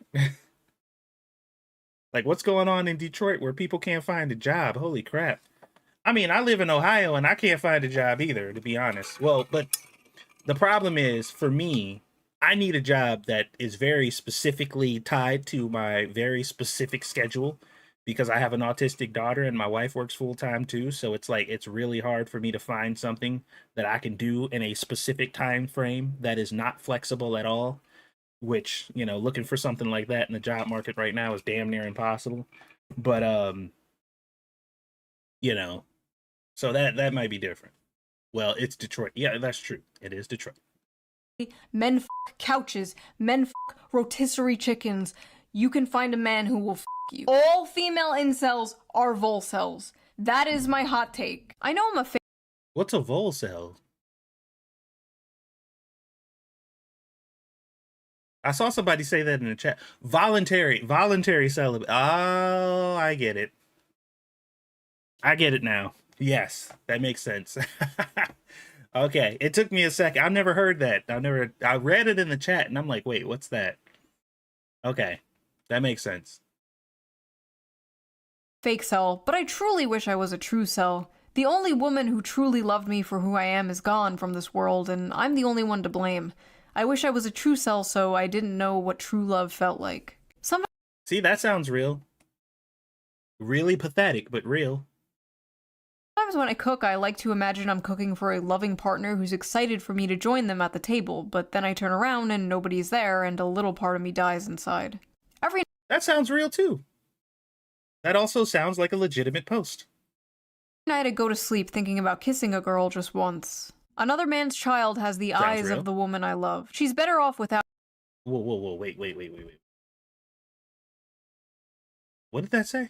a girl just once. Another man's Child has the eyes of the woman I loved. Is that just pasta with canned diced tomatoes, bro? This one sounds like a troll too, but it's also This it child has- also sounds like a believable scenario. The way that it's framed sounds like a troll, but it also sounds like a scenario that actually happened to somebody. No, I get it. I got it. I just never heard it framed like that before. The eyes of the woman I love. She's better off without me. She's better off without me, and soon enough she'll forget the color of my eyes, all the ways we laughed together, while I'll be trapped in those memories forever. Maybe you should move on. Have you ever considered moving on? I know it's not that easy to do, but how about you start walking forward and just keep doing that for a while? Like, stop obsessing. It's over. And soon enough bro. she'll forget the color of my eyes and the way we laughed together, while I'll be trapped in those memories forever. I like how in the women posting Elle's video, it was like, I got drunk and peed on my date, teehee, and the men posting Elle's video, it's like, I want to myself. Like, this shit isn't even funny. I don't even know what to say to this. This is just depressing. Black bean chili. Mom would hit me until I stopped crying as a kid, and now I'm an emotional wreck to any girl I talk to. Oh god, I'm so sorry. Damn it. These dang commercials, man. To beat me like my mom. I need a girl to beat me like my mom did.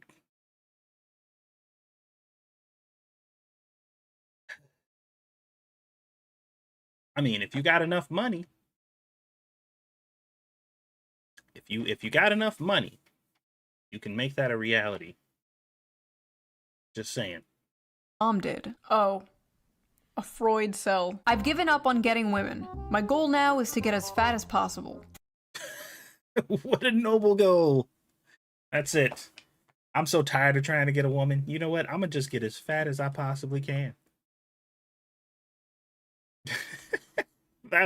That'll teach him. A friend of mine said I look like a serial killer, but not a hot one. What's up with women in the serial shit? Okay, for all my weird She said I look like a serial killer, but not a hot one.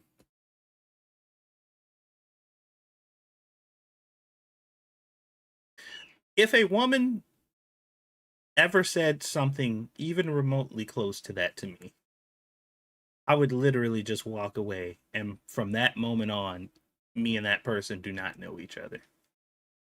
Like, no words, no, like, nothing. I would just, like, whatever the conversation was about, whatever we were doing, wherever we were going, I would just stop and just walk away. Because, like, what? flaws. At least I do not have a serial fetish, okay? That is one I do not have. I can't stop having homosexual fantasies about me and my classmate, and I wake up with a boner every morning. The cold showers are not fun. I'm not gay, but imagining how slim his legs are makes me feel hot. I'm not gay, but I keep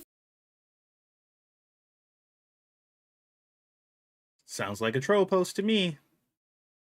Also, they put a banana in ramen noodles. I don't know what to tell you, man. fantasizing about how soft and smooth bro's legs are. I was in the bathroom trying to eat a banana when two guys walked in and I could hear them kissing. I squashed my banana in anger because of the jealousy I felt, and to make matters worse, I think I grabbed the wrong kind of banana. Haha.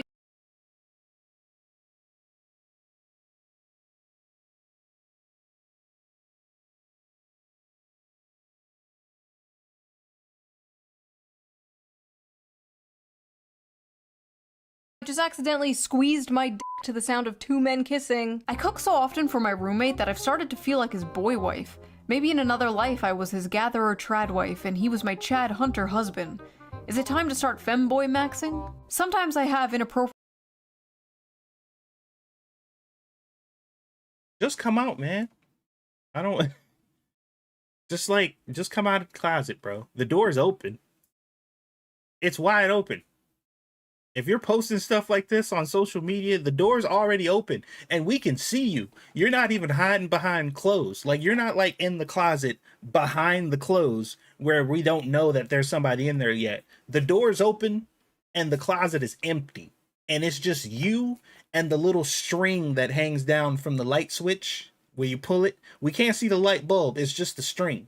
And we could see that and the little pole that you would hang clothes on. But, like, just come out. We can see you, bro. You're not hiding. That light bulb is the strongest light bulb you've ever seen in your life for some reason, because that's how closet light bulbs are for some reason. I don't know why. Like, whenever you put a light bulb in any other place in your house, it just lights up the room like normal. But when you put one in a closet for some reason, it is the fucking literal concentration of the sun beaming down into that small room. I don't know where that tangent just came from. Anyway, moving on. Appropriate thoughts about other men, and I hit myself in the head repeatedly. Men out here fighting demons, and the demons is bisexuality. Listen, it's 2025. Nobody gives a shit if you're gay anymore. That's basically like being straight nowadays in the world of demisexual gender goblins or whatever the fuck. You're good, bro. Just don't be a furry. Went on Grindr to see if I was lovable, and they rejected me. You were rejected on Grindr? That's impossible. Dudes will literally hit up someone on Grindr before the person even has a profile picture. They'll just... Yeah, I don't think I've ever heard of anybody getting rejected on Grindr, bro. I mean, I don't even know what the Grindr logo looks like. So like, I've never been on it or anything, but like, I've never heard of that before. It's like getting the DMs like, hey, wanna bang? I swear to God, talk to any gay male friend of yours. They will say the same. The gay male community is what all of human sexuality would look like if women were not the gatekeepers of sex. And it's horrifying. I've said before that hookup culture is basically straight people culturally appropriating gay culture, and it's been a complete disaster for society. You know what? Holy crap. I never even thought about it like that. That's insane. I never even thought about it like that. That hookup culture is just the cultural appropriation of straight people doing gay. Yeah, that's never once thought about it like that. Holy crap. Teen male. I haven't seen my friends in months, and all I do with my time is work at my job. Welcome to being an adult, unfortunately. Yeah, that's probably the realest one we've seen. 18 male, I haven't seen my friends in months, and all I do with my time is work. Yeah, that's welcome to adulthood, bro. That's literally like, why are you even in here? That's not an incel thing. That's just you are now an adult, and you now realize what it means to be one. You ain't even old enough. You're 18, dude. You ain't old enough to be an incel. That is nuts. Could you, like, I just now thought of that. The implications of calling an 18-year-old a fucking incel. Like, bro, stop spawn camping. Like, he just started the raid. Like, he at the start line. What do you mean? Let that man breathe.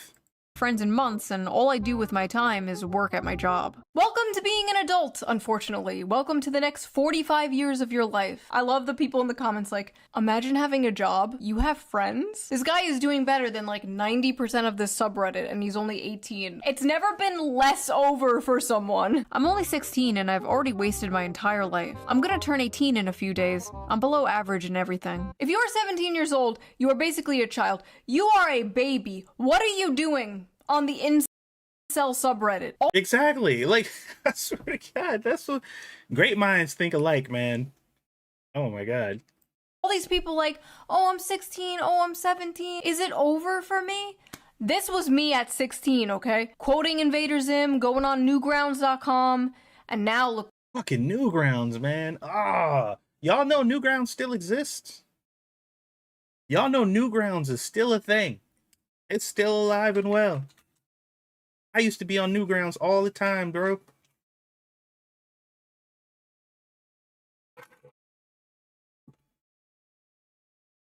It's still a thing. Is it the same? Yeah. Yeah, it's the same as it was back then. I mean, obviously some things have changed. You know, new people are making new content and stuff like it. All the old stuff you knew back then still exists. But, you know, like at Newgrounds, I went back to it. It was like jumping in a time machine, man. If you know, you know.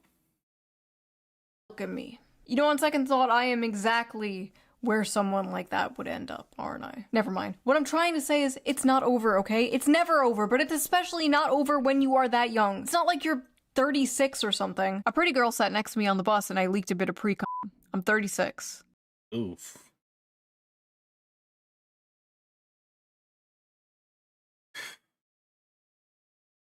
Oh. Sorry. Spent my last $10 on OnlyFans. Here's my dinner. What the fuck is that and why? Spent your last $10 on OnlyFans. Porn is free. I cannot for the life of me understand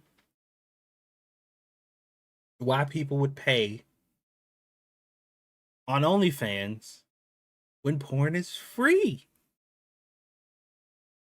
I just don't get it. That's one of the greatest mysteries of the world. Unless it's like a celebrity or something, like a very specific celebrity who you can't find on like regular sites, and it just has to be her. I just don't get it. I don't understand why you would just subscribe to some random chick. As a matter of fact, you don't even have to go to like an actual porn site. Just scroll on Twitter at 6 a.m. Just scroll down Twitter. You don't have to click on nothing. You don't have to search for nothing. Get on Twitter or X at 6 a.m. and just scroll. You'll get all the porn you ever want. Like you're gonna be waterboarded with it. Why would you spend money on some stupid whore when you could spend money on a different stupid whore? Me. I won't get naked or talk to you, but you can support me on Patreon. All patrons get the uncensored version of every video, so you can hear me say, Bro, I'm not gonna lie, I was not expecting a plug like that. That was an interesting time to do one. bitch. Link down below. Much smarter way to waste your money, if I do say so myself. Anyway, obviously many of these people are being silly, they're being tongue-in-cheek. Real actual incels probably don't hang out much on Reddit. They're not out here posting shit like this. I just thought this was funny and goofy. That has been my whole channel. I find something funny, I bring it to you. I'm like a cat bringing its owner a dead. And that's true, but once again, I need to make the distinction because I think this is important. Contextually looking at these videos, and I'm not gonna say for sure 100% that all of the ones in What's Wrong with Females are females are women okay series that she did. I'm not gonna say all of those are legit and all of these are not. What I will say though is there is probably a much higher probability that majority of the stuff we seen in this video, you know, checking up on men to see if men are doing all right with all this crazy stuff, I'd wager most of it was just trolling. And when it comes to the women and some of the stuff that they were saying and doing, I would wager that most of it wasn't, you know?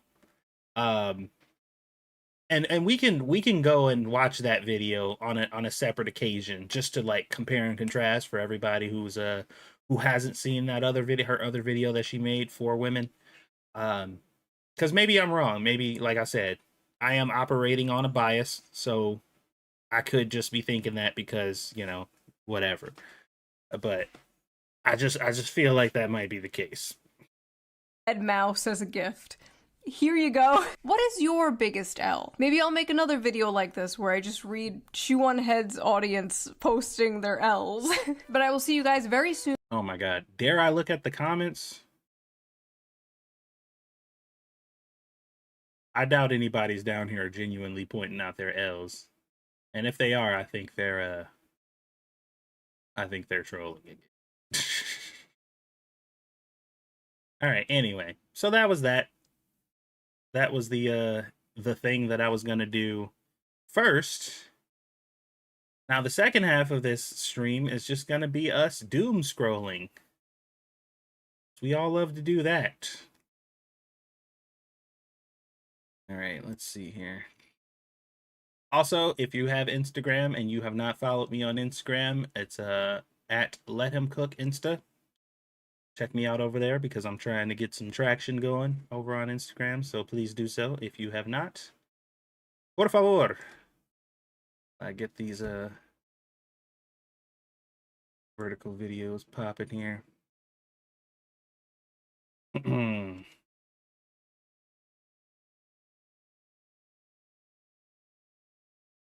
So you want to be annoyed?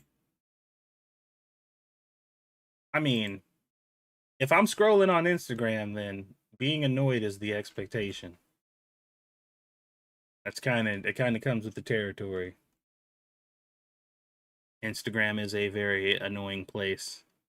These are a lot of the videos that I saved. If you don't use Instagram, that's fine. All right, so let's see here. Let's see what kind of shenanigans I was getting into today. Hi, you guys. I'm out of the store. I don't have food stamps anymore. They cut me off. So this is what I stole. They wanted $9 for this. They wanted $7 for this. I said, oh, I don't got $9. Then they wanted $2 for this. Sorry, it's all fucked up because it's been in my purse. $7. I'm not.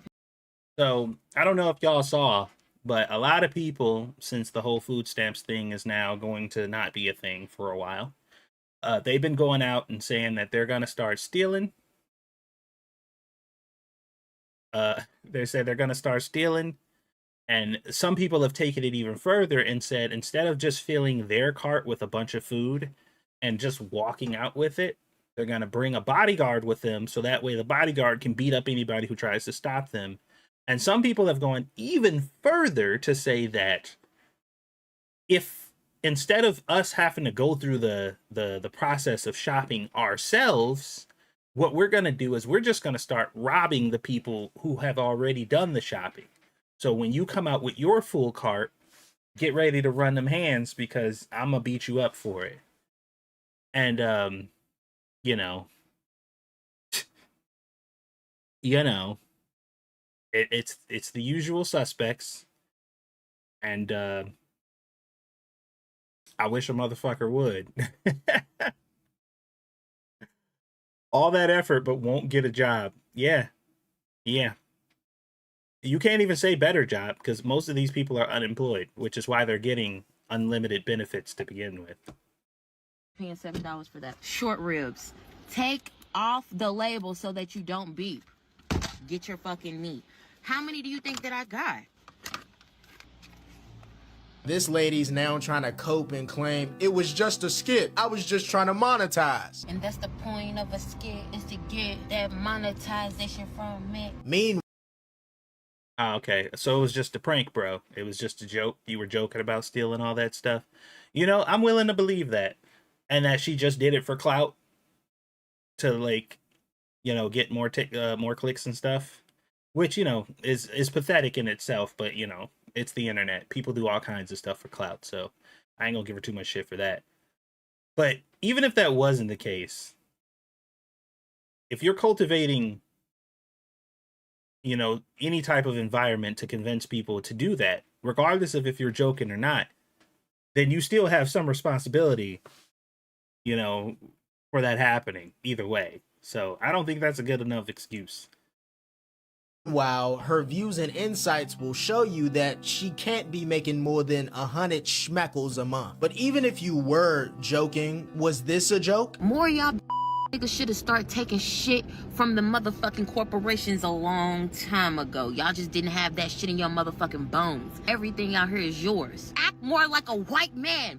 Take it for yourself, bitch. Act more like a white man.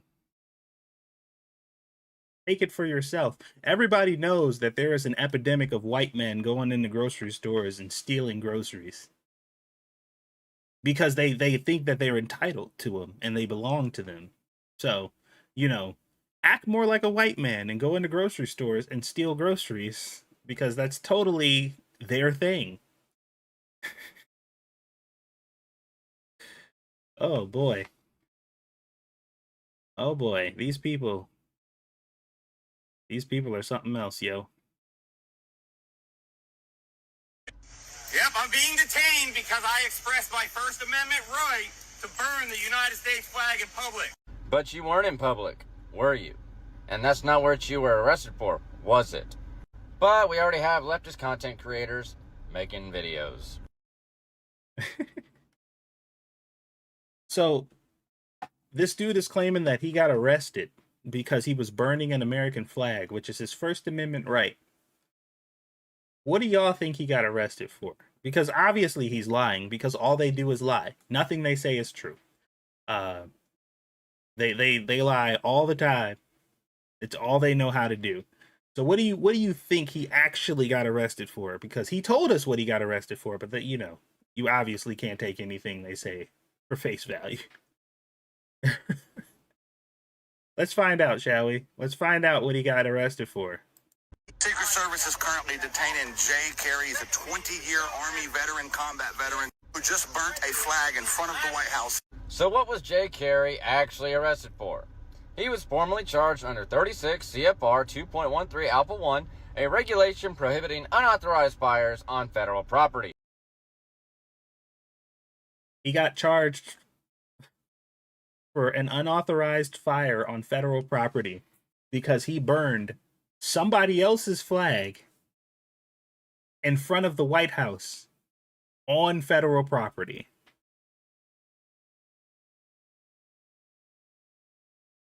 The news media and a bunch of leftist commentators are running this story right now, claiming 100% without a shadow of a doubt as a 100% fact that this man was arrested as a violation of his First Amendment rights because he burned an American flag. And of course, it is 100% false. Of course, this did not happen at all. But, you know, ask any leftist commentators or people who listen to them, and this is a new reality in their world. This is now a new factual thing that happened that they are going to take with them to the grave. There you go. You gotta love it. This is the problem with you leftists. You think you could just do whatever you want, wherever you want, without any ramification for your actions. Yes. Oh, man. You gotta love it. You gotta love it. You don't gotta love it, but you gotta love it. What was it that led you to be Republicans? Interesting question. So if I were to jump ball this one, I grew up on the south side of Chicago, extremely poor. Lights, gas, and water off at the same time. Mom addicted to crack cocaine.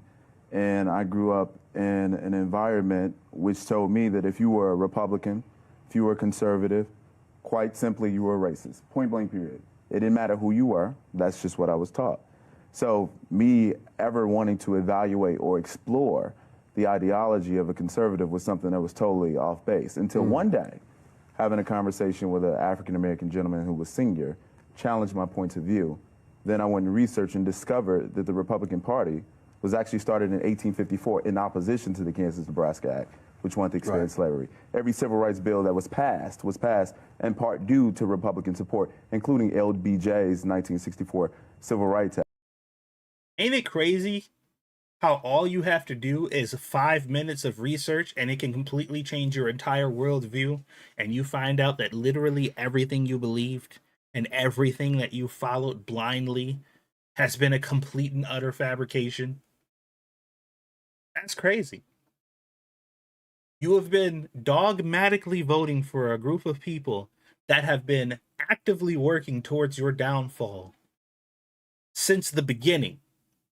And you do research for 5 minutes, and now you can fully understand that you have been being duped this whole time.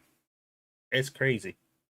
Now we know that the Senate Democrats didn't want to necessarily support it, but Senate Republicans did help make that happen. How did you, from Compton, how did you end up being a Republican? Growing up in Compton, we actually grew up in a conservative household with conservative. As most black people did, by the way. A good majority, almost everybody in my neighborhood that I knew growing up had conservative parents. Or at the very least, parents that were like hardcore Christians. Which doesn't necessarily equate to conservative, but like it implies it to a certain degree. Conservative views, Christians, stood on the word of God. Amen. And my grandfather and my grandmother were like my parents, and they taught me the ways to go. Voted Democrat for many years. My uncle, a police officer, retired now, is the one that started teaching me about we've been blind and brainwashed, and voting for a party that keeps us in poverty, has us voting for food stamps and dependency. Which is, you know, it's kind of crazy too, because we live in an era now where you are explaining to people who are dependent on the government to take care of them that the people created a system that guaranteed that they would remain dependent on the government for control. And then when the benefits turn off and they can't get access to them anymore, these same people are just like, oh my God, I literally have no way to live and protect myself or defend myself or feed my family. Like if I don't have this government assistance, I literally cannot function. I'm just basically going to just die because there's no other way for me to succeed or live. And those people will look you in the face and be like, nuh-uh, we don't live in a system where people created a dependency system that makes it to where we depend on them for literally everything. And then the moment it gets turned off, our lives are completely ruined and we literally can't survive without them. And I'm like, you don't live in that type of scenario. But you just told me that now that the government assistance is not accessible now, you're going to die and you can't survive. But you're telling me you don't live in that scenario right now. That's ridiculous. There's no way that we voted for a group of people that created an apparatus that makes us depend on them so much so that if we lose their support for even a day, we'll literally just die. That's ridiculous that you said that that's happening. And then the government shuts down and they're like, oh no, the scenario you just said is happening in 4K. And I'm just like, yes, that's what the fuck I just told you was happening. And they still like, yeah, I don't care. I blame the other side. It's the other guy's fault that the people who run my city and the people who I've constantly been voting for have put me into this situation. And I'm just like, bro, useful idiots are, they're exactly that. Welcome to the stream, by the way. Who let you off the plantation? Hello. Hello? What's up, baby? Me. You gotta go potty? Yes. Yeah. Okay. She gotta go potty.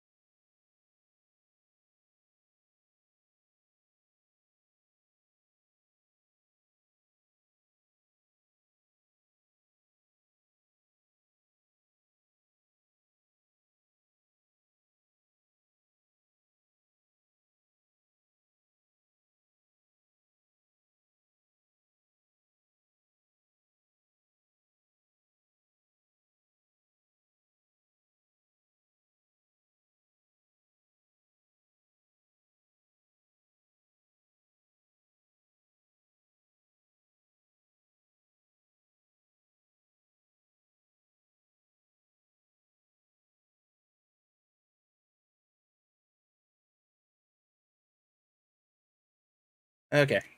Sorry about that. You know, we got to take care of the little ones. All right. And there's no growth. What a lot of people don't realize is that Martin Luther King's father was a Republican his whole life. Yes. Dr. King grew up a Republican. How many of y'all knew that? How many of y'all knew that Dr. King's father was a Republican? Yes. And most people don't realize that most black people in America were Republicans until 1965, when the Voting Rights Bill was passed, right? Yes. And the Southern Dixiecrats, right? Yes. They moved over to the Republican Party. Wrong. Yeah. Right? Oh, no, That's no, no. not- No, that's not people, true. People mention this, No. and first and And that's where people get tripped up every time. That's where they get caught up every time. They get caught up there every time. They believe in this fake switch that's apparently happened, where all the racist and people who voted for slavery or whatever, for whatever reason, they moved over to the Republican side, and now that's them now. That didn't happen. That's not a thing that happened. They get caught up on that every time. foremost, let's talk about the reason why LBJ was so interested in continuing to push the legacy of John Kennedy. But with the Dixiecrats civil did rights- not move to the Republican Party? So let me finish. First and foremost, LBJ said he wanted to keep these N-words voting Democrats for 50 years. Let's be very clear about And he said that. Those were directly his words. that. The second thing is, he's no you're talking angel. about, I'm sorry? He's no angel. Well, okay, fair enough, and we agree. He's no angel. That's his criticism to the person who said, hey, I'm going to guarantee that these N-words stay voting for us for the next 200 years. And he had a plan to do it, and it's executed. It's going right now. And his criticism of that person was, oh, he's no angel. Yeah, there you go. He's no angel. Sure, that's... But what else? But what? He's no angel, but what? Are we gonna look past the fact that they had a plan to make sure that black people voted Democrat for the next 200 years through this plan that they put forth, and we're just gonna leave it at that? Oh boy. Let's see here. I'm trans-indigenous. Trans-indigenous. Are you cis-American? I'm trans-indigenous for ICE. We love ICE. You love ICE. We Why love is that? ICE. We love ICE. Deport them all. You're all trespassers on our land. Well, Trans-indigenous people are indigenous people, and you're all trespassers on our land, and we want Bovino to deport all of you guys. We love ICE. Trans natives love ICE. Now, what y'all are seeing right now, just in case you don't understand, is this guy obviously is trolling this dude. We love you, And ICE. this guy here, the We dude on love the side, ICE.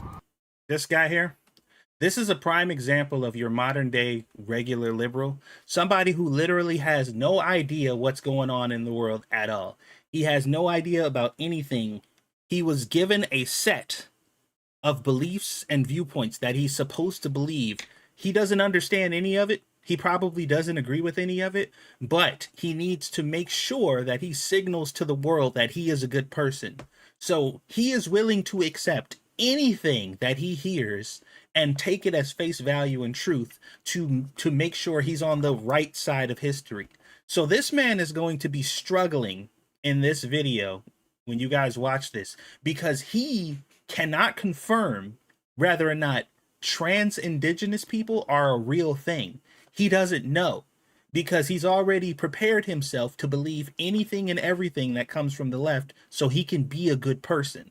So he doesn't know how to interact with this person, because he doesn't know, like, if I call him ridiculous, will I actually be rebelling against a real group of marginalized people or not? And he won't risk that. The trans nation. Trans nation is just as valid as cis nations. You're not trans-native phobic, are you? no, but I'm Okay, I'm not familiar just with checking. that term. I'm hoping you could. You're a cis-American. You're not trans-native phobic, are you? And he said, no, but I'm not familiar with the term, so I was hoping that you could educate me. I'm and trans indigenous. You really need to check your privilege because you're talking to a beautiful trans indigenous person of color right now. I believe that I am. I believe that I am, he says. He says, check your privilege because you're talking to a trans indigenous person right now. And he said, yes, I believe that I am. And I'm hoping to learn more about your personality. I'll educate you because you're cis-pigmented and I'm trans-pigmented. And I'm trying to educate you. So My name's Walking Tomahawk. Walking Tomahawk, okay. I'm Chad. Nice to meet you. Nice meeting you. Walking Tomahawk and Chad here out supporting ICE because we love ICE. They need to deport all the cis illegals that came here illegally. We love ICE.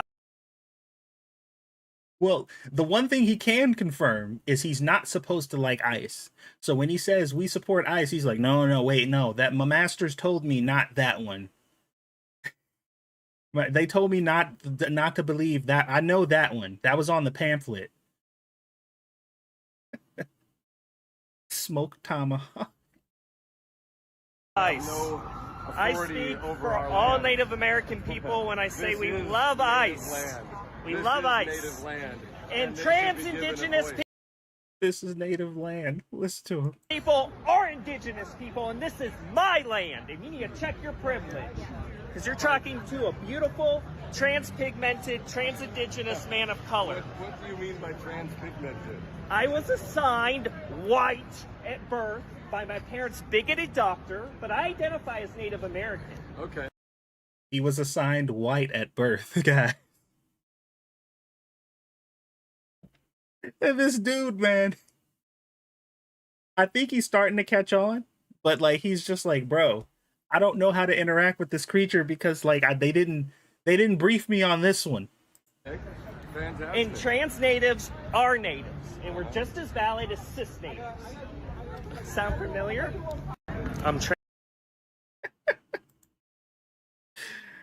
Oh my god, he found the right dude for this one. He definitely found the right dude. Oh my god. Let's see here.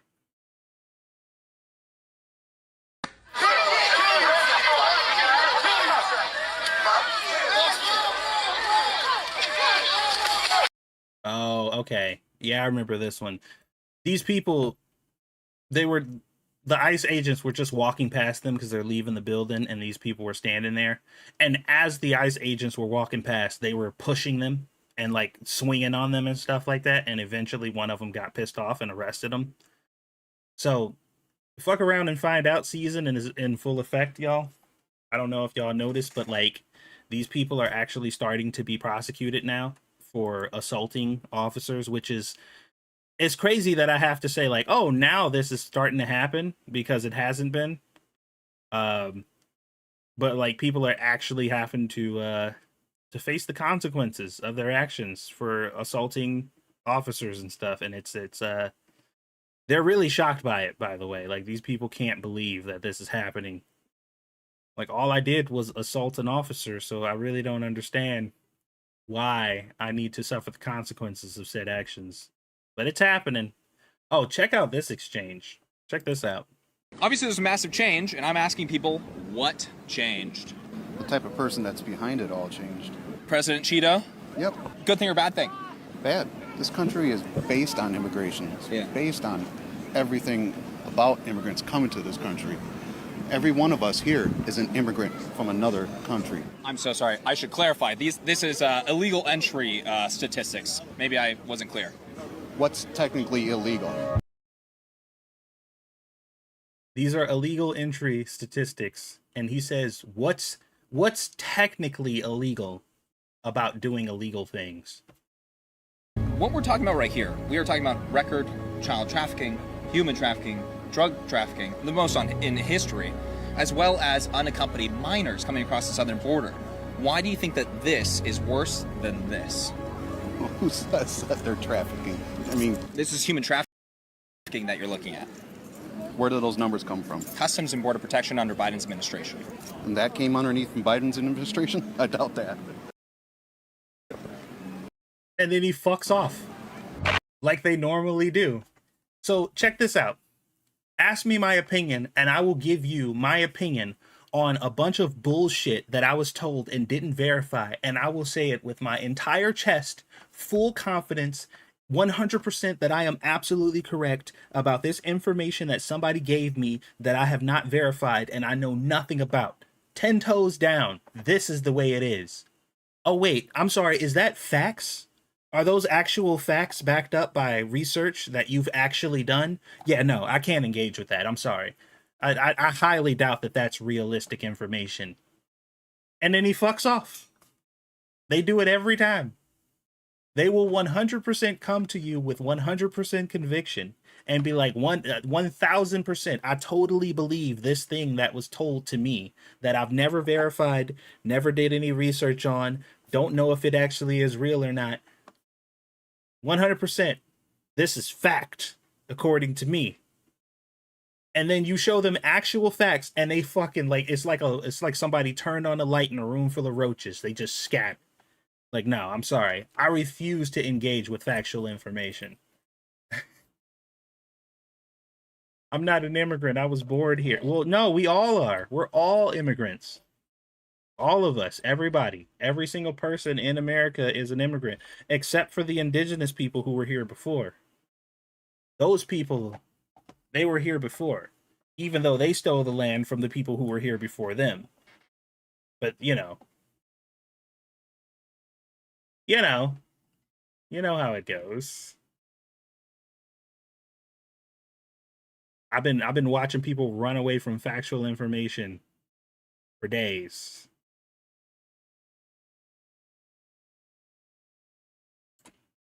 Immigrants up north, we need them to pick the crops. Food is not reaching our table because those who pick the crops have been removed. I mean, you're going to have vegetables rotting in the fields. Our vegetables would rot in the ground if they weren't being picked by many illegal immigrants. Does this sound familiar to anybody? Anybody? Well, let's keep going. Let me know when you get to the point to where you start to hear the type of rhetoric that you used to hear from certain people back in the day. If you think your groceries are expensive now, wait until the farms are empty. If you look at the food that's on your table, think about who picked it. It's going to deport 20 million people, the people who pick your crops. They come with regularity from Mexico usually to work in the fields. Those immigrants that come into our country, they work the fields, something that we ain't done in a long time. It's about cheap labor. Now, mind you, these are the very same people who say that we demand that we are able to live on a livable wage and we need to increase minimum wage because it's ridiculous that anybody in this country cannot live on a wage that's livable. It's crazy. It's ridiculous. How can we allow this to happen? And these people are making an appeal right now for slave labor. They're literally making an appeal for slave labor in favor of it. They're saying, look, y'all want to do all this complaining and stuff. Y'all want to get rid of the illegal immigrants or whatever. But who's going to work for $2 an hour in the hot sun to pick your your vegetables? Who's going to do that? And then they say like, oh, well, y'all are too lazy to do the job, so obviously we need somebody else to do it. No. Americans are not too lazy to do a job slaving out in a field, making $3 an hour under the table. That's not the reason why people aren't out there picking crops. The reason that they're not out there picking crops is because those people make $3 an hour slaving in the hot sun without any type of protections or restrictions or anything. And they're working alongside sex offenders, drug traffickers, and children in a lot of cases who shouldn't be working inside of these places or at these places anyway. That's why. And they're like, oh, well, who's going to do the job if we don't have slaves over here to do them? And I'm just like, bro, how? How are you the party of empathy and equal and fair pay, yet you are literally advocating for slave labor?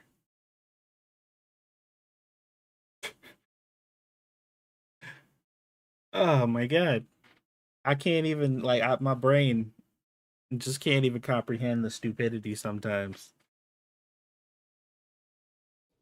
It's about bare minimum wages. It's about building a voter base, not making people's lives better. This isn't about love. It's not about compassion. It's self-interest. That's liberalism. That's white liberalism. And it's never, ever been about helping anyone but themselves. Yep. Lining their own pockets. Just like the one chick, the one liberal's like, you know, like, you're gonna really hate when they deport your maid or your gardener. And I'm just like, bitch, most people don't have maids and gardeners. It's usually only left-wing privileged people who grew up with a silver spoon in their mouth above the poverty line and have never been hungry a day in their lives. Those are the people who have maids, immigrant maids that they pay virtually nothing to work in their houses. It's not the normal, it's not your average everyday people. I don't know why they think like everyday average Trump supporters has an illegal immigrant that they're paying to do work around their house for them. It's literally you. And this ain't even just a white liberal thing. This is like anybody who grew up in like California or some shit with their wealthy parents making over 6 figures, and they're talking about, I grew up in the struggle. You know, when I got out of college, I got a modest donation, or I got a modest like my mom allowed me to get $500,000 for her to help me start my first business, and I had to struggle to make it work. This are those people. I went to the most prestigious college in the world to get the best education ever, and I got in on a free ride and a DEI scholarship, and life has been nothing but pain and difficult for me. Y'all don't understand what it was like being a black person, having to grow up and have your maid talk back to you and tell you that she wasn't going to do something that you were paying her to do. You don't understand what it's like to deal with that. You don't understand what it was like for me in high school when I was like the only black person there, and everybody idolized me and hung around me and wanted to be around me and called me cool and virtuous and amazing simply because of my skin color, because that was the popular thing for white liberals to do at the time. And you don't understand. I felt isolated. There was nobody else there that looked like me. It was so hard. It was so difficult. Like, fuck off. Fuck all the way off. Never experienced a racist moment in their entire lives. Nobody has ever been racist towards them, and they're just like, you don't get it. Every day, it's a constant onslaught. I live in fear when I go out that I think somebody's going to be racist against me. Has anybody ever done it? Well, no, but that's a lot of people's reality. A lot of people like me have to deal with that. Not me, though. But I feel it the worst. I feel it the strongest. Even though it's never happened to me, you know. But yeah, I know the feeling. Look at my skin, obviously. I hate these people so much, dude. I hate them so much. The most privileged people in society are the biggest victims. It's actually kind of baffling to me. One of these days, guys, I'm going to really get into the weeds on this paid protester thing, because it's something that I've taken great interest in. And one thing that I've noticed that a lot of people haven't mentioned or talked about is whenever we're talking about right-wing versus left-wing riots, right-wing versus left-wing protests or whatever, the one thing we never cover is the fact that every left-wing protest has a group of organizers. They all wear these green and yellow vests, and they have like some type of name on it that depicts whatever company these people work for. And it is these people's jobs to wrangle in, organize, to disrupt, to talk about, to direct and tell people what they're supposed to be doing, what they're supposed to be saying, who they're supposed to be talking to, where they're supposed to be going, what kind of signs they're supposed to be holding up. And it's strange that all these grassroots, protests, these organic protests of like-minded people who all show up, always have a group full of organized, paid organizers who are directing and controlling everything. If they see somebody from the opposition, these people will walk up to you and say, hey, these people are not with us, so don't talk to them. Us who?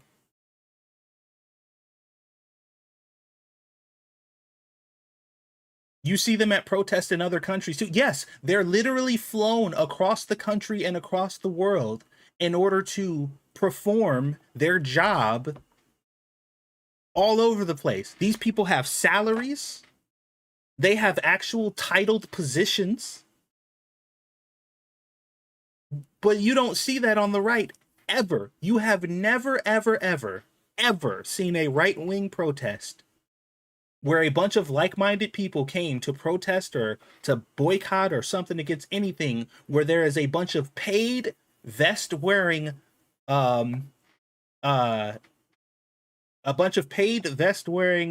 organizers who are literally calling all of the shots there. No, it's usually just a group full of people who are all there for whatever reason. And they always have a budget. They always have backing. They always have pre-made signs and pre-made resources and all types of stuff that's openly available for them at these grassroots events. And nobody finds that suspicious for some reason. At least nobody on the left. Like, nobody on the left is just like, that's kind of weird, right? And then they're just like, these are supposed to be people who are like anti-establishment, we're anti-billionaire, no King's March, but they are completely funded by billionaire companies. I've been trying to really talk about this lately because it's crazy that people haven't really been talking about this as much. Why are you supporting people who are taking away voting rights, who are gerrymandering? Charlie Kirk wanted that, right? Taking away people's voting rights? Like, Charlie Kirk, all he did was sign people up to vote. He gave so many young people a right to vote. Young white people, that's right. Say what? Young white people, right? What are you talking about? That's not true at all. Him and Candace Owens were very tight. I don't think at the end they were, but I'm like, Candace was one of his closest friends. What are you talking about? Like, they were trying to get young black men and women signed up to vote. That's just not true. Don't think so. I don't think so. I don't think so. I don't think that's true. I know for a fact that Charlie Kirk wanted people not to vote.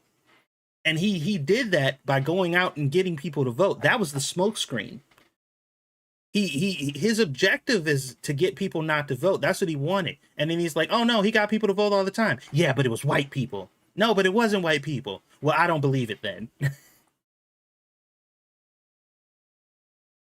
Life is super easy when your morality and everything that you believe can just change on the fly. Like, you don't have to think, there's no thought. It's just my opinion, my views is whatever you think is, whatever you agree with, the opposite of that. That's it. Whatever it is you believe, I'm going to immediately say the opposite thing. And that's the foundation of my viewpoint. So you're just unaware? Like, do you know who Candace Owens is? Yes. They have Blexit. That's part of TPUSA. Blexit is all about having young black people part of the conservative movement. So that totally defeats what you just said. No? Do you have any rebuttal? My rebuttal is peace to you. Well, I appreciate that. I appreciate it. Well, peace to you as well. Well, I mean, look. She could have beat him with her sign, which probably would have been the typical liberal response. But she just said, okay. Now, she would have never admitted she's wrong because even though she just got basically proven completely false, She's just going to go somewhere else and continue to believe whatever it is she wants to believe. But at least she wasn't violent. So there you go. They're not all violent. Just most of them are. Okay, well, there you go. We're getting there, guys. We're at the point to where complete rabid violence, like the fact that they don't automatically go to that is like an improvement now, I guess. That's very depressing reality of the world that we live in. But this is the world that we live in, unfortunately. Did I say anything to you about the color of your skin? You put some shit like that up, you immediately are putting a divide. You refuse to see me as a person, and you're calling me the racist. That's how I would talk to ICE when they stop me for being. But you haven't been stopped. You're creating drama where there doesn't have to. Okay, can we talk about this for a moment? It is fascinating to me that a bunch of people are walking around saying, look, you know, I don't like the fact that you have an opinion on this because your skin is not brown, and you come to me and talk to me when you have to worry about ICE snatching you up and taking you out of the country because you got brown skin. And it's just like, you're here. You're here in this country right now. And you're not being snatched up and taken somewhere. And they're like, but it's gonna it could happen to me at any time. All it takes is one of them to just see me and think that. I'm like, but it hasn't, and it isn't ever going to happen because you're a citizen here and you live here. And they're like, but it could at any moment. And it hasn't though. But I know people who it happened to. Who? Name one. No, well, that's a lie. I don't know anybody who it happened to. I've never heard of any instances of it happening to anybody. And in fact, it has never actually happened to anybody ever. But it could. It could happen at any moment. That's what they want to do. I swear to God, they want to do it so bad. They just haven't done it yet. And you don't understand because you don't have to live with that fear every day. Every day I leave the house, I am terrified that this thing that never happened, never will happen, and is never going to happen, and has never been recorded happening, is going to happen to me at any moment. And that's why you need to shut up. You shouldn't have an opinion about it because you don't have to live in the same fear that I do of the thing that won't ever happen to me. Bro,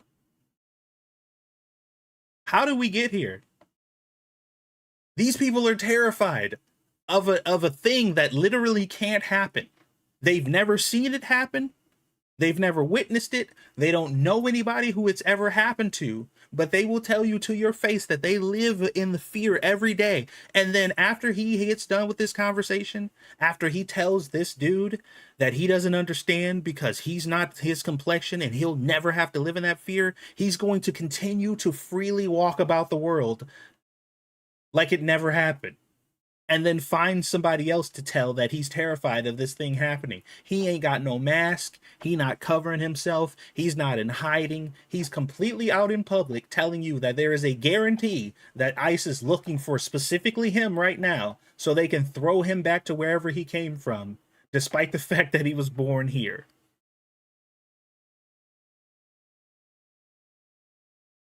Do you see me transcendent of my race? Because I see you transcendent of your race. In the immigration context, you shouldn't even have a piece in this conversation, honestly. No, because you don't want to hear what anybody else has to say. I see us as a human family. And I think that the idea that we are being divided by skin color is repugnant. But the fact, you say it from that side of the table in the white skin. You say that from that side of the table in your white skin. You get to say that everybody is created equal and we don't need to divide people by skin. And here I am, a brown person, pushing forth the ideas of the KKK and carrying on their legacy for them, even though I have been free in this country for at least 400 years. It's fucking insane. These people are literally insane. Like, I get we probably couldn't even build enough asylums to house this many fucking psychopaths, but we should try, you know? We should at least try. I'm willing to put my tax money towards housing, making sure that these people are institutionalized, because allowing them to just roam around is not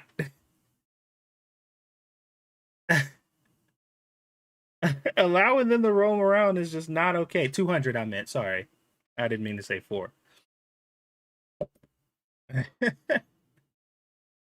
Oh, jeez. It's not working. Allowing these crazy people to just roam around is not a good idea. This is a failed experiment, and we need to stop before it's too late. Because it's getting out of hand.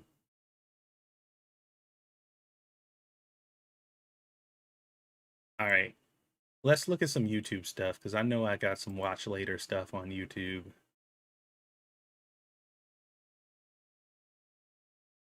Let me see here.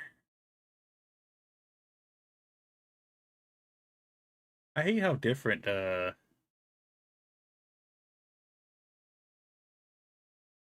hate how different it is, like from mobile to like on your computer. Because you get so much more options on mobile than you do on PC, whether it be YouTube or literally anything else. And it's kind of annoying.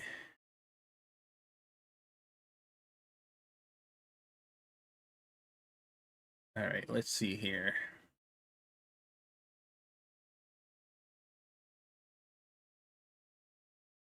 Dave Smith just went. All right, this should I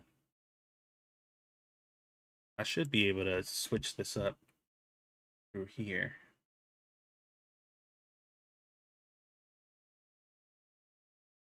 Nope, that's not it. Oh, here we go. I gotta.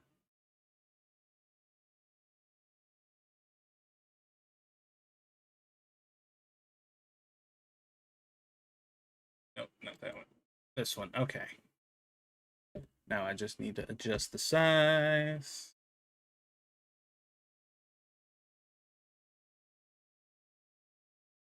That's because these companies prioritize mobile. Yeah, they do. But it's just kind of it's kind of annoying. Because they know people they're still on PC, you know?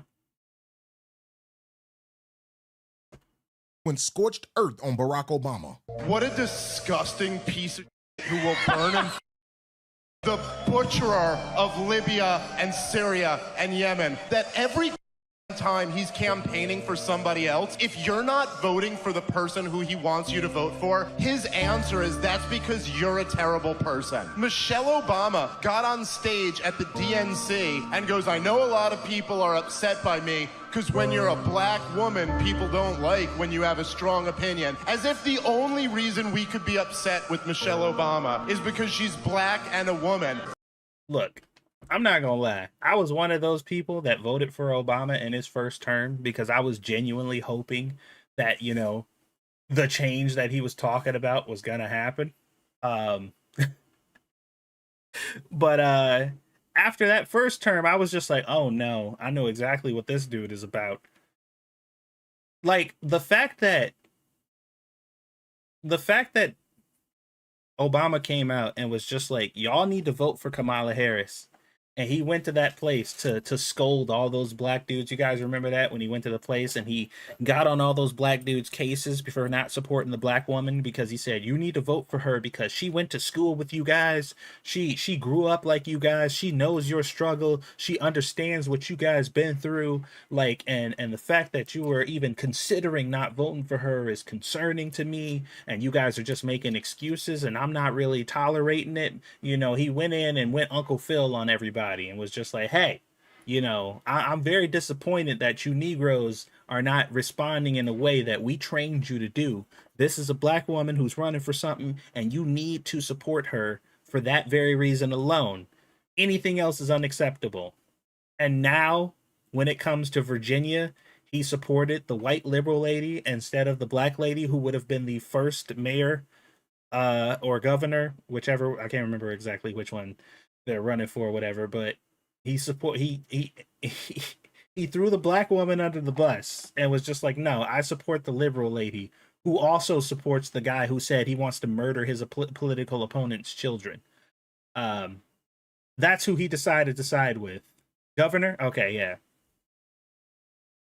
This country elected you twice, and you have the nerve to turn around and act like this country is some white supremacist country? You two are worth over $100 million. The only thing Barack or Michelle should ever say about America is what a great country we've been to them. Yeah, yes, the NAACP did too, by the way. They didn't support the black woman who would have been the first black woman as governor in Virginia. They supported the white liberal lady who, once again, mind you, openly supports, even though she said that his statements were abhorrent and she doesn't agree with his statements, she still supports his run for governor, or his run, despite the fact that he wished death on the children of his opponents. She's like, yeah, I don't think that was a very nice thing to say.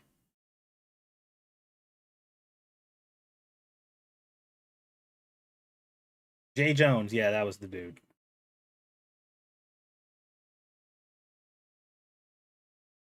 Wasn't Joe Biden then, to put it on him, wasn't his refusal to recognize his own frailties the reason that you faced a nearly impossible task? I ran against Donald Trump for president, and Donald Trump ran on a platform that was, in large part, I believe, misrepresenting his intentions to the American people. I want to interrupt you because that is a world-class pivot, but it is not the question that I asked you. Now go on. Bro, if only people did this to her during the time she was running. Like, I appreciate the fact that people are doing that now, but if, I swear to God, I wish they did this when she was running. Because, oh my God. To ask you a question, darling. A very simple question. Please answer directly what I'm asking you. Joe Biden. The question is about Joe Biden and only Joe Biden. Ready? Joe Biden. Mm-hmm. Well, here's the thing. Okay. Donald Trump is Hitler. Case closed. Really? Oh man, I wish they would have done that. I really do. Is this a dog? I was trying to see this earlier. Is that a dog? That doesn't look like a dog. I don't think so. Okay, great. That doesn't look like a dog Great, to but me. he feels like a dog, and you said that if a man feels like a woman, he is a woman. So this is I think that's the important what's the point. difference?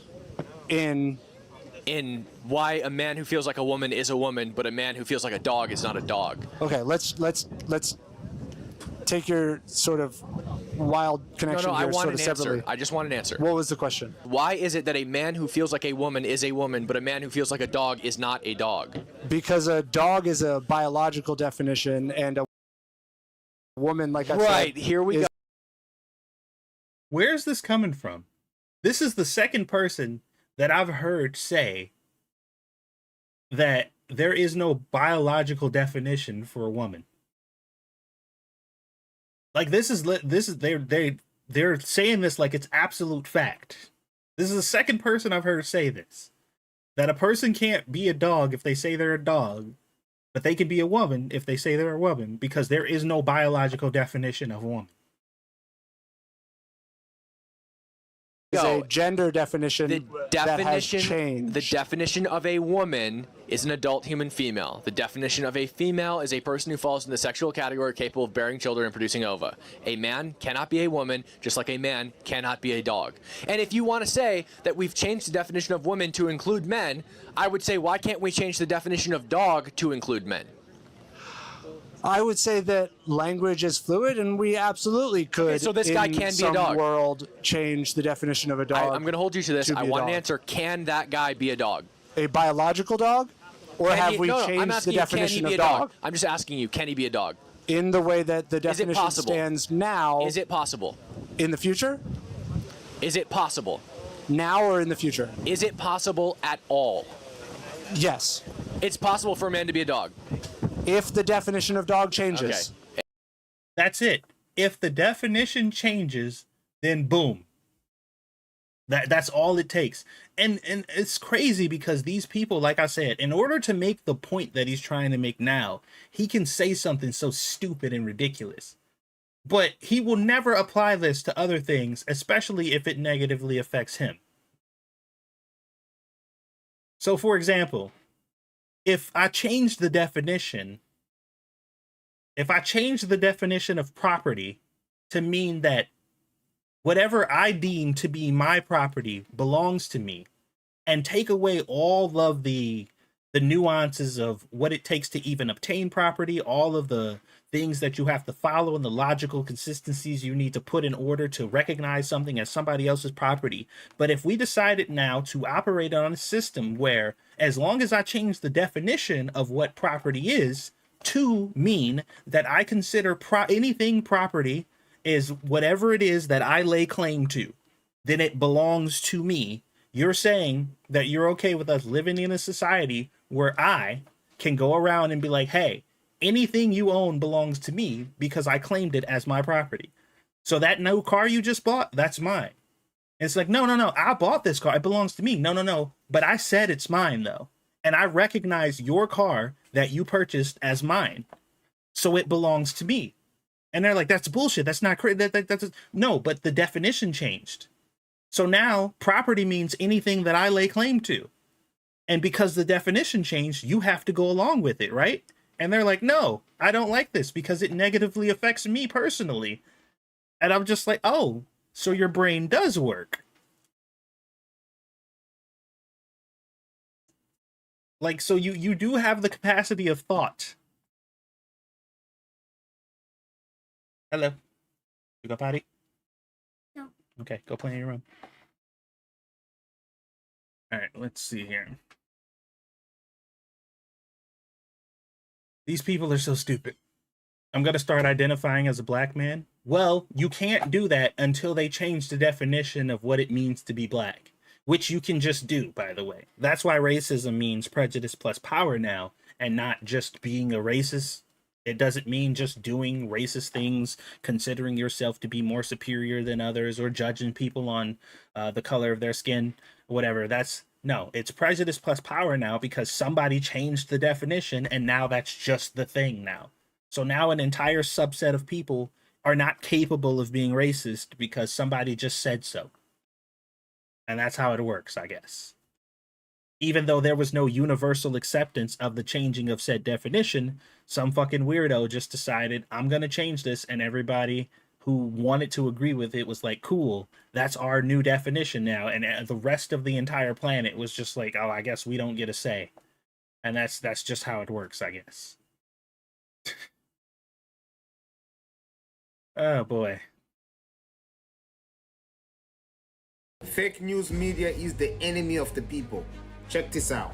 Anybody who is asserting this thing he did on the stage the other day was a Sig Heil, which I just heard you say. Oh, that was about the The kids are evolving. Ask my That was about the what's his name? God damn it. Why am I forgetting? Elon Musk. That was the Elon Musk thing. That's old news though. All right. Let's see what this The kids are evolving. Ask my little brother if he believes both men and women should be drafted in World War III. Should men and women both be drafted in the war if there's a World War III that happens? No. I guess. You think both should be drafted? Drafted means like you have to go. I know what drafted is. Oh, okay. I mean, like, equality, I guess, so. So you think they should like just drop off a form at everybody's door and be like, if your kid's over 18, they have to go to war? They wanted this, though. Who did? The women. No, they didn't. They wanted equal rights. If somebody can vote, they can vote. If someone goes to war, which is hard, someone goes forward. Yeah, but men are bigger, so then they're like So like now you're being sexist. What? No. So like in theory you're right, but in theory it could also be wrong. You're a sexist girl. Okay. Yo.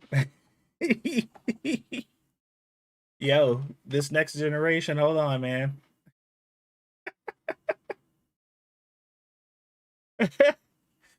I mean, look, this is what you asked for, right?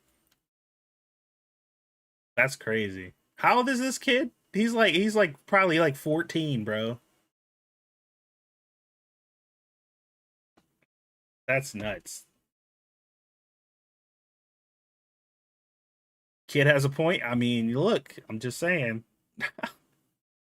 I'm just saying. This is very well articulated. Check this out. I'm sure you've all seen that graph of what leftists care about versus what conservatives care about, and it's like a scale of people closest to you and people farthest away from you. Like conservatives, when they're polled, tend to care about their family first, then their friends, then their community, then their state, then their country, then the world. And liberals, it's the opposite. They tend to care more about world issues, and then strangers, and then their community, and so on. This is further proof that they're performative. They care about things going on around the world more than they care about their own communities, because fixing your own Huh. I never thought about it like that, but I guess that is true. Where like right wingers tend to care about proximity a little more, where it's like, okay, it's my immediate family, my friends, my associates, you know, blah blah blah, and it goes like outward, and then like the rest of the world is last. But it seems like the left is like, the rest of the world is my 100% priority, and the closer the people are to me, the less I care about them. That's kind of, I mean, I don't think it's like exactly that way, but I think if we're going to look at a general consensus, I feel like that's pretty accurate, actually.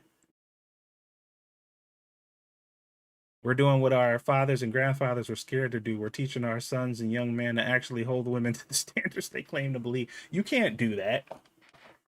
You can't do that. That's wrong. Holding women accountable is like the worst thing you could ever do. As a matter of fact, holding anybody accountable is like the worst thing you could ever do. This is not even a matter of men and women at this point. Literally holding any adult human being accountable for their actions is like, it's like the worst sin you could possibly commit nowadays.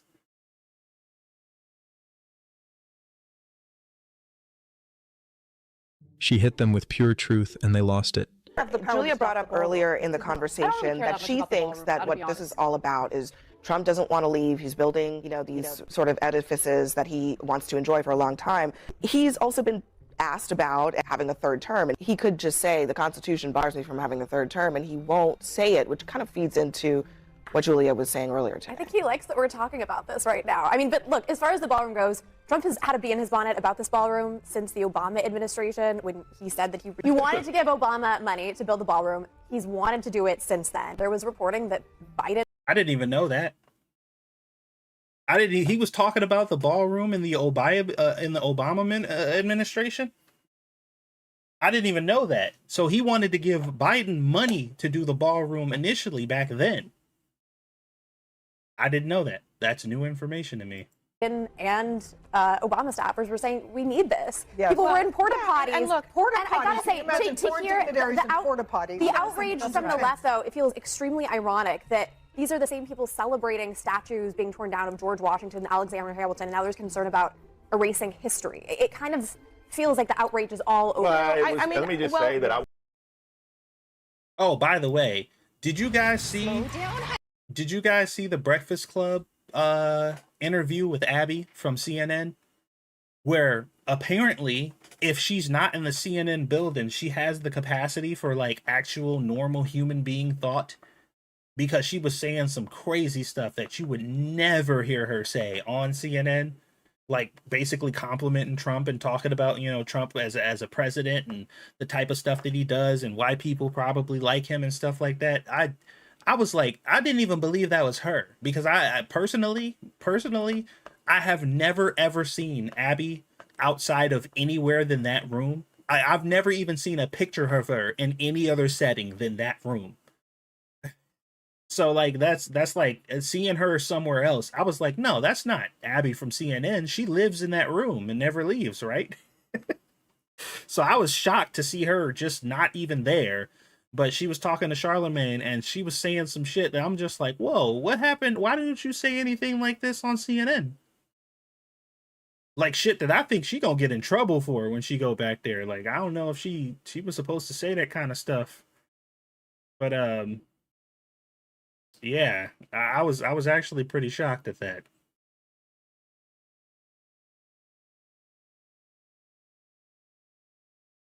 All right, let me see here. What else do we got?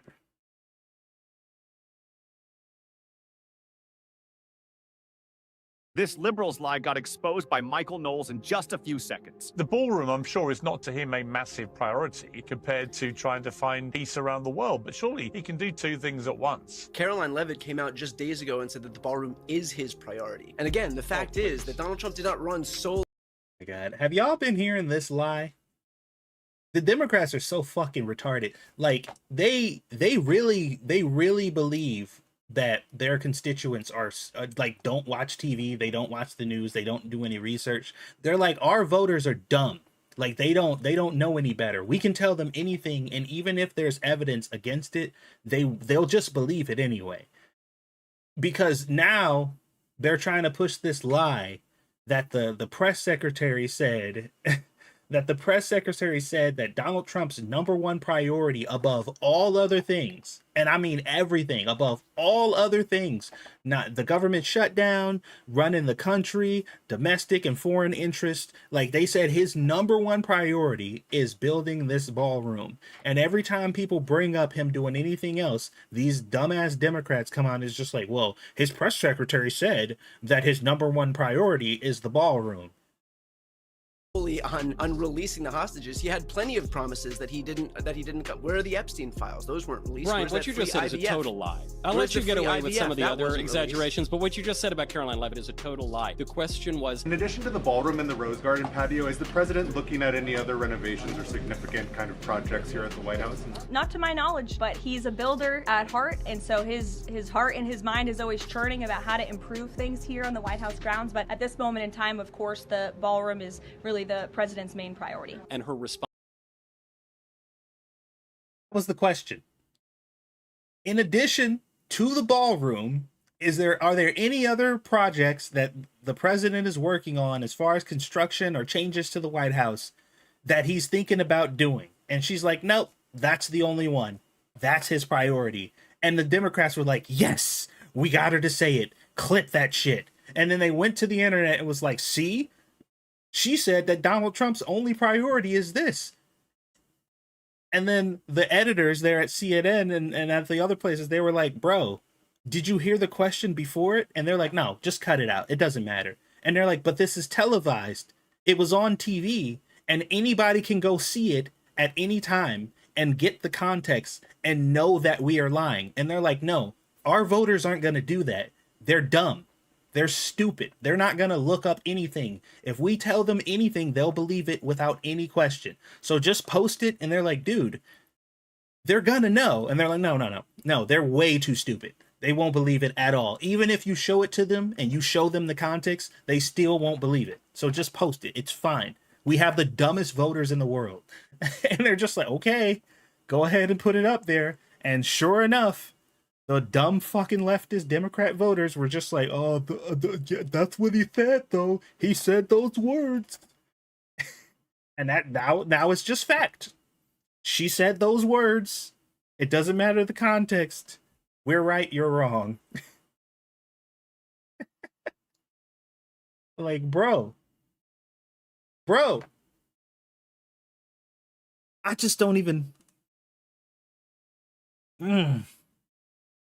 Like, being a Democratic voter and watching the people who supposedly represent me basically say out loud that you're too stupid to know any better and still have my vote is unbelievable. I can't even fathom.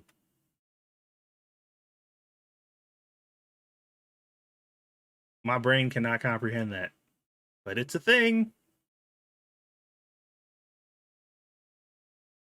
I've been saying this exact same thing for so long now. Context mattered when the guy had the tattoo. Yeah. I completely forgot about that. Every accusation from them is actually a confession. They accuse Republicans of doing exactly what it is that they're doing, or being exactly what it is that they are. Am I crazy, or does none of this line up anymore? Yeah, well, he's a threat to democracy. Yet he won the election fair and square. Electoral college, popular vote, swing states, everything checked out. We're living under a dictatorship. Well, everybody's still free to protest. I mean, no King's Day, post, mock, say whatever they want. Yeah, but he hates women. Well, he's the one that gave the first ever woman the chief of staff title in U.S. history and keeps promoting women in real positions of power. And he hates immigrants. But he's married to one, and his vice president married to one too. Well, free Palestine. Well, now that it's actually happening, they're waving the American flag. I mean, the same flag they used to call right-wing extremism. Yeah, he's going to start World War III. And yet 10 months in, he's the only one that's kept us out of new wars. And he's about to end too. Well, I care about free speech. But they cheered when Charlie Kirk got shouted down and canceled just for showing up to talk. I mean, the same crowd screaming fascism were the ones doing the silencing. Let's be honest. Every accusation they throw at him ends up being a confession. Every single one, guys. Every single one. From now on, whenever you're engaging with somebody from the left, if they accuse you of anything, take it as a confession. And I mean anything. And I want y'all to really pay attention to this, because if you're ever engaging with a leftist and they just randomly call you a pedophile as an insult, get their name and contact the FBI. Immediately. Do anything you can to get their name and contact the FBI, because that was a straight up confession. You think it's not that simple? I promise you it is. It is 100% that simple every time. Anything they accuse you of, they've either done or is actively doing. It works every time. I have never been wrong. Not a single time.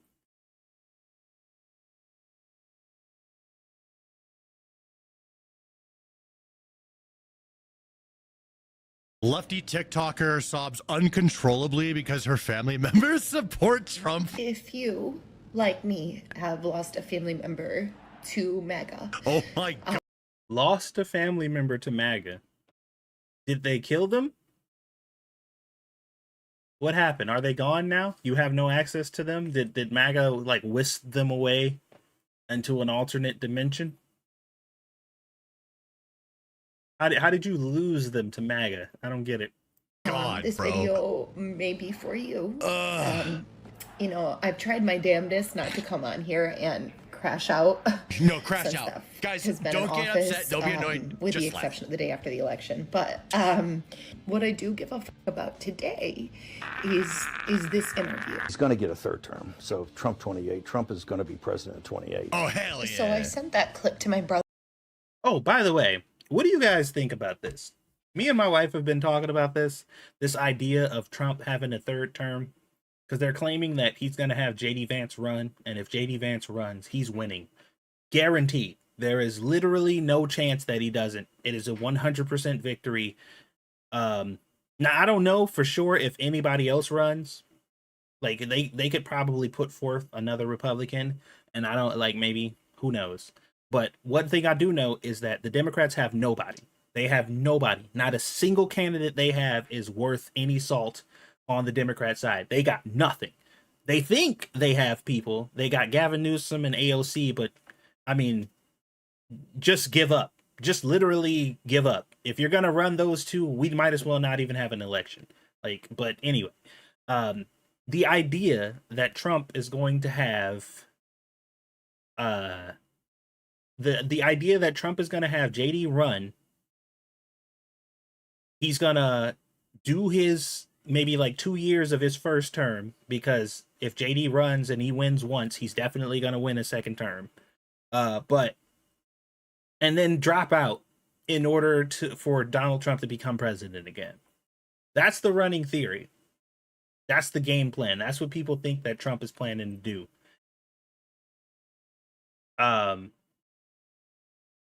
It's not serious. You don't think so? He can't? Because I'm pretty sure, based on the research that I did, that JD can appoint him his vice president. And Donald Trump can be the vice president in the next term. Like that's as far as I know. Maybe I could be wrong about that. But I think the real question is, you mean if JD has Donald be vice president, that would be a constitutional fight? I would love to see him as Speaker of the House. No, JD Vance cannot choose Trump as his running mate. He can't?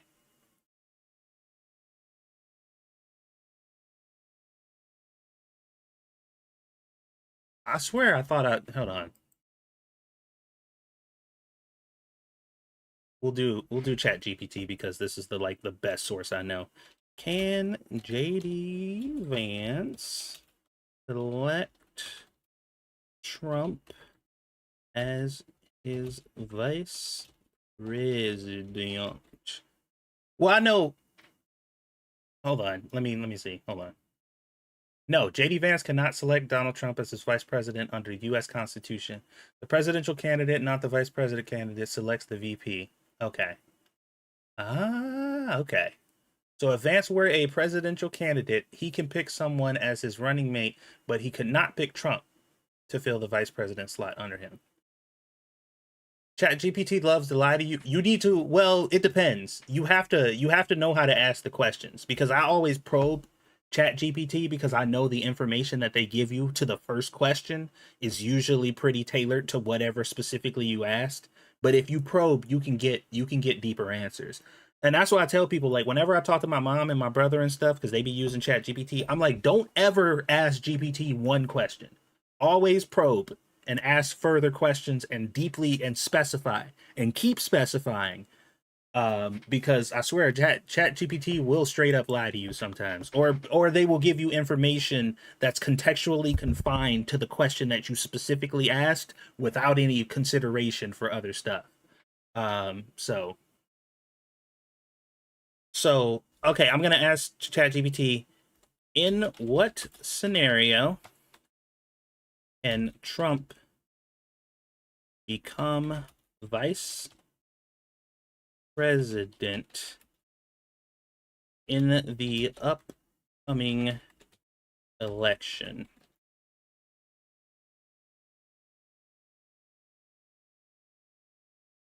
The Constitution says, the 22nd Amendment says no person shall be elected to the office of the president more than twice.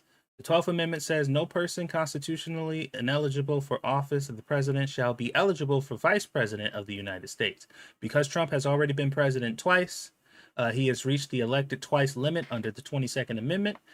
Could Trump run for VP and become VP anyway? Some have suggested a scenario where Trump runs for vice president and then the president candidate steps down, letting Trump ascend to presidency by succession. So there's the hypothetical. Legal and constitutional obstacles. Legal scholars strongly dispute this as a valid loophole. They argue it defeats the intent of the 22nd Amendment. 12th Amendment explicitly says someone ineligible for the so this is all bullshit. So they're fear-mongering again. Interesting. Trump is too old anyway. Yeah, I don't want to have Trump in office forever. I think 2 terms is enough. But yeah, all right. So, I mean, and one could have absolutely assumed that this was just these people were just fear mongering again. But yeah, it's good to have a definitive answer. But yeah, me and my wife were kind of just chatting about that, about the possibility of him trying to find some way back into the White House or whatever, but there you go. Apparently it can't happen. Okay.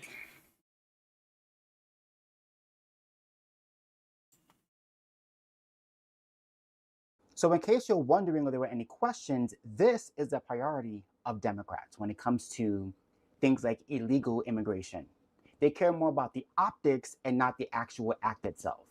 Watch this. Illegal aliens. I don't know if that's that's the legal term. I'm not going with the political. The legal term. Oh yeah, I remember this. Mayor Brandon Johnson is a fucking idiot. Dude, did anybody for a second believe that after they got rid of Beetlejuice Lightfoot in California, and after she basically bent Chicago over and fucked them for however long she was there with the sandpaper dildo, and then got finally voted out, did anybody believe that they were actually going to find somebody worse? Because I didn't think initially that it could get worse than Lori Lightfoot. Like, I was just like, man, like, whoever they get next is going to be a blessing at the very least, because she was terrible.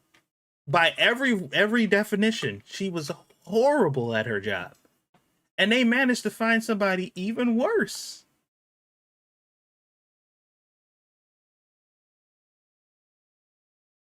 That is baffling to me.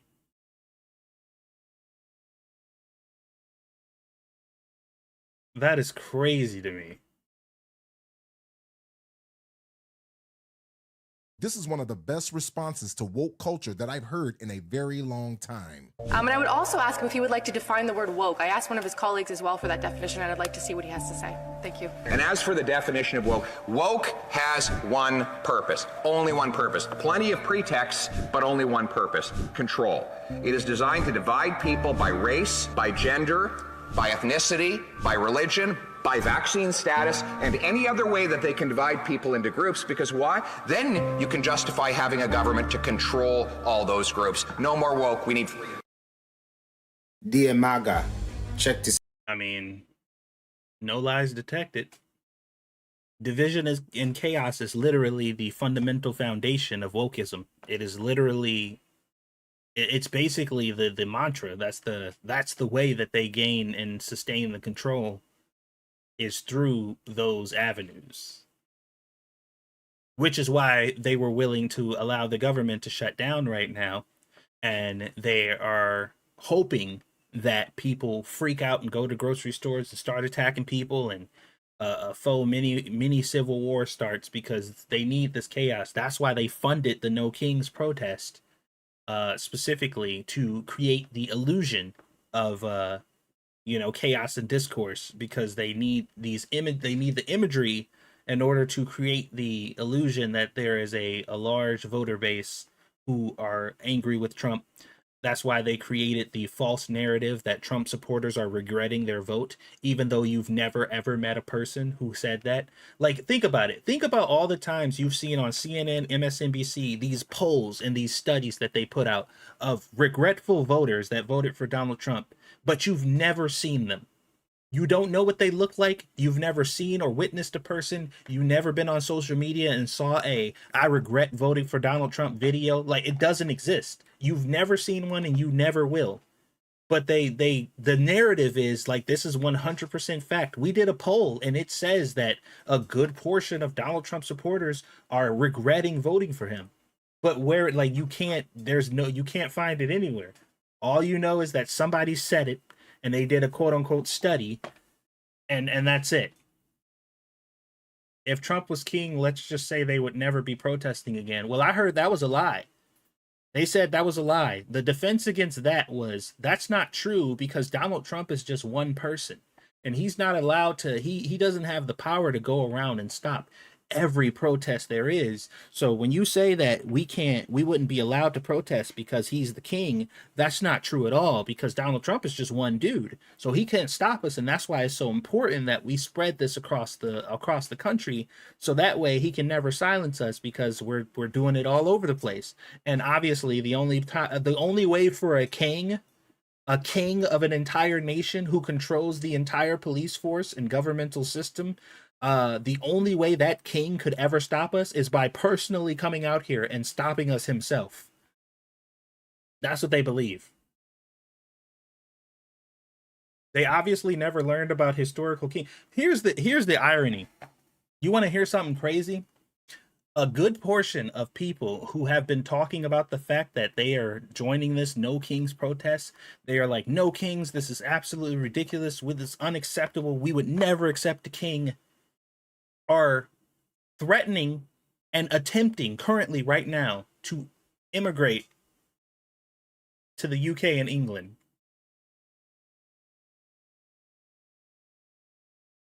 That's where they're gonna escape to. In their No Kings protests. In their protest of America and escaping an evil monarchy with a king. I'm gonna let y'all figure that out on your own.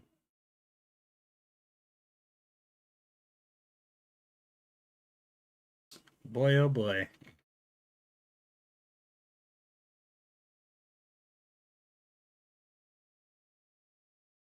Oh, yeah, that's a good point too, Randall. How they went from no kings to please feed us, O king. Yes. No kings, no kings. By the way, daddy government, please. We need sustenance. We can't survive without you. Oh man, you can't make it up, yo. You cannot make it up.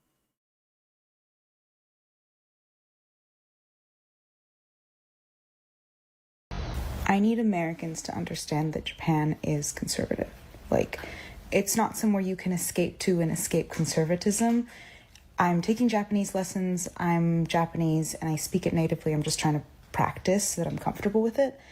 But my tutor tells me that a lot of his clients are Americans who are trying to emigrate because they're tired of what's happening in the US. Could you imagine?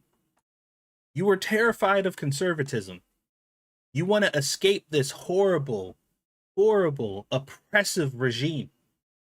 You don't like being in America because America's not free. It's a terrible place to live. And you're sick of people trying to control you and tell you what to do. So you're going to move to fucking Japan. Not to say that Japan is as bad as China and Korea. But I can't think of a... Dude, do you know how unbelievably conservative they are over there?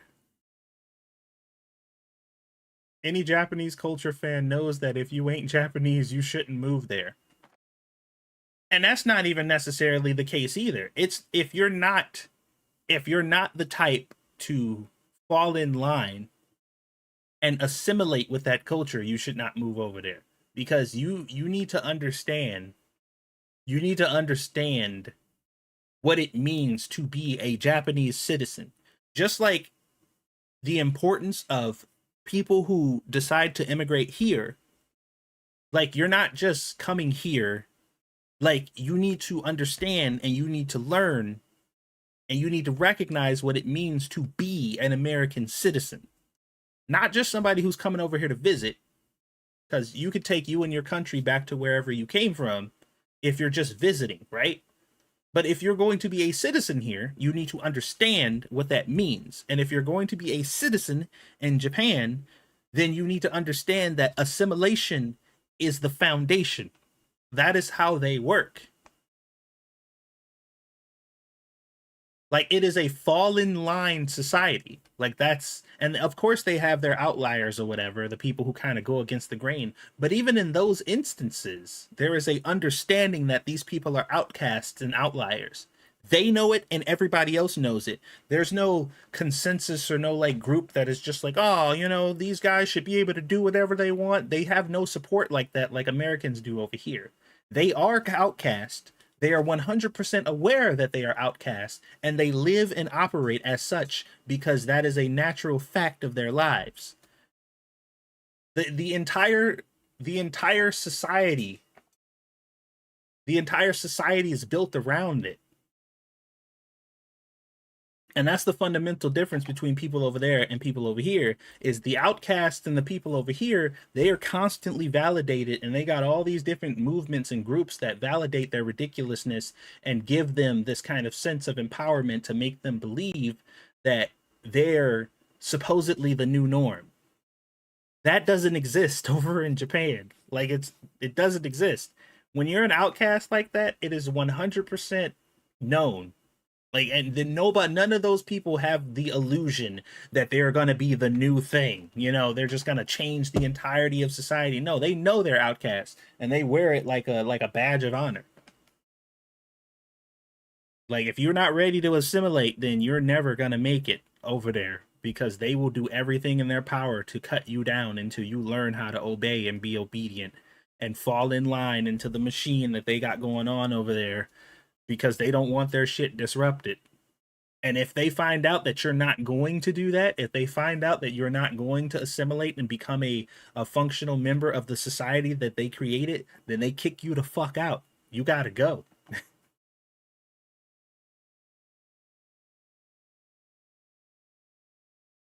They don't mess around over there, man.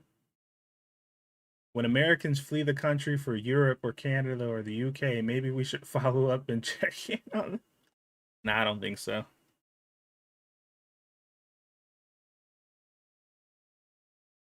Hold on, I'm checking my phone. Oh, my wife messaged me. My wife's checking up on me. Okay. I'm going to just be honest. There were.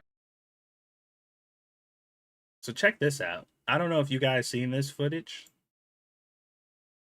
I'm going to just be honest. There were times where Joe Biden greatly disappointed me and frankly, angered me. Make no mistake about it. Kamala Harris definitely plans on running again in 2028. And this tour that she's doing where she's trashing Joe Biden, the guy that she loved so much just a couple of months back, is her way of trying to rewrite history and set the stage for 2028. Like on the day of my debate with Trump, the stakes were so high and the president calls and he said to me, it just was so unnecessary. And you took something from that? That his motivation was all about himself. Do you think he wanted you to win the election? Madam Vice President, there's nothing you said I couldn't ask you. Because I have a lot to say. And so, fuck it. Okay, so do you wish you hadn't ran? No, but I do regret that we... Okay, so do you guys find it weird? And this is like a left-wing thing where, because, obviously Trump has kind of issued in an era of like political people kind of stepping outside of this kind of expressed, everybody's supposed to be really on the up and up. You're not allowed to say any curse words or anything like that. But Trump has kind of like broken the mold. So now Democrats are kind of getting into the point where they're like, oh, we want to be edgy too. We're going to say some naughty words. But when they do, like, it's always a moment for them. Like, if Donald Trump cusses and says some shit or whatever, people are like, oh yeah, that's Donald Trump just being Donald Trump. But whenever somebody on the left, like a politician, says a naughty bad word, then there has to be a stop for applause. Like everybody's just like, oh my God, they said it. And it's just like this moment where like people are like, oh shit, and I'm just like, what the fuck is this? Like, what is going on? Because this has happened several times with specifically Kamala Harris, where she's been at some event and she gets all riled up or whatever, and then she drops an F-bomb, and everybody's like, oh, shit, she means business now. And I'm just like,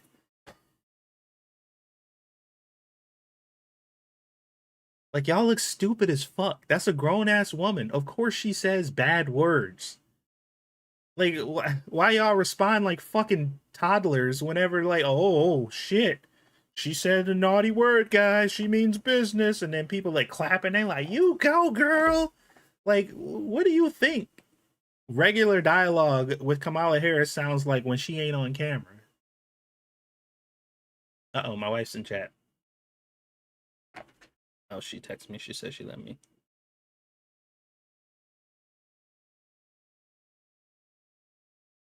We did not have more time. And then the debate that came before with Biden and Trump, it was a car crash. I mean, this was clearly an individual that was very much struggling. He didn't want that debate. I could tell something was a little off. How'd you know? Well, I could start with this. And what about not going on Joe Rogan's show? I definitely regret that we didn't do it, but there was a lot of games being played. And then on that night when the election hasn't gone your way, what would I have seen if I was a fly on the wall in the room? I was in a state of shock. Like, I haven't felt anything. Really? Did she just say she regretted not doing the Joe Rogan thing?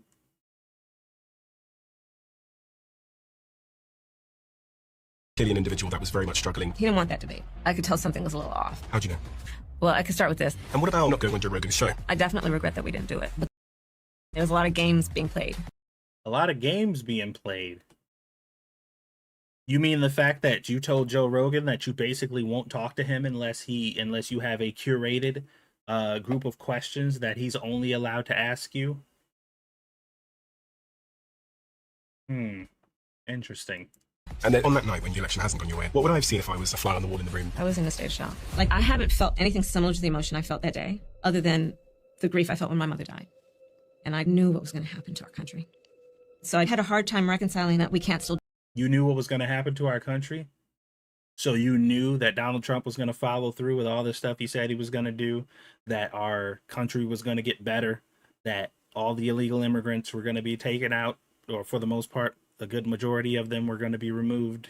You knew that Donald Trump was going to actually follow the mandate that he put forth, that gas prices and eggs and stuff were going to go down, that trade deals were going to be made with countries that we previously couldn't make trade deals with, that several wars and fires and conflicts across the globe were going to be put out systematically.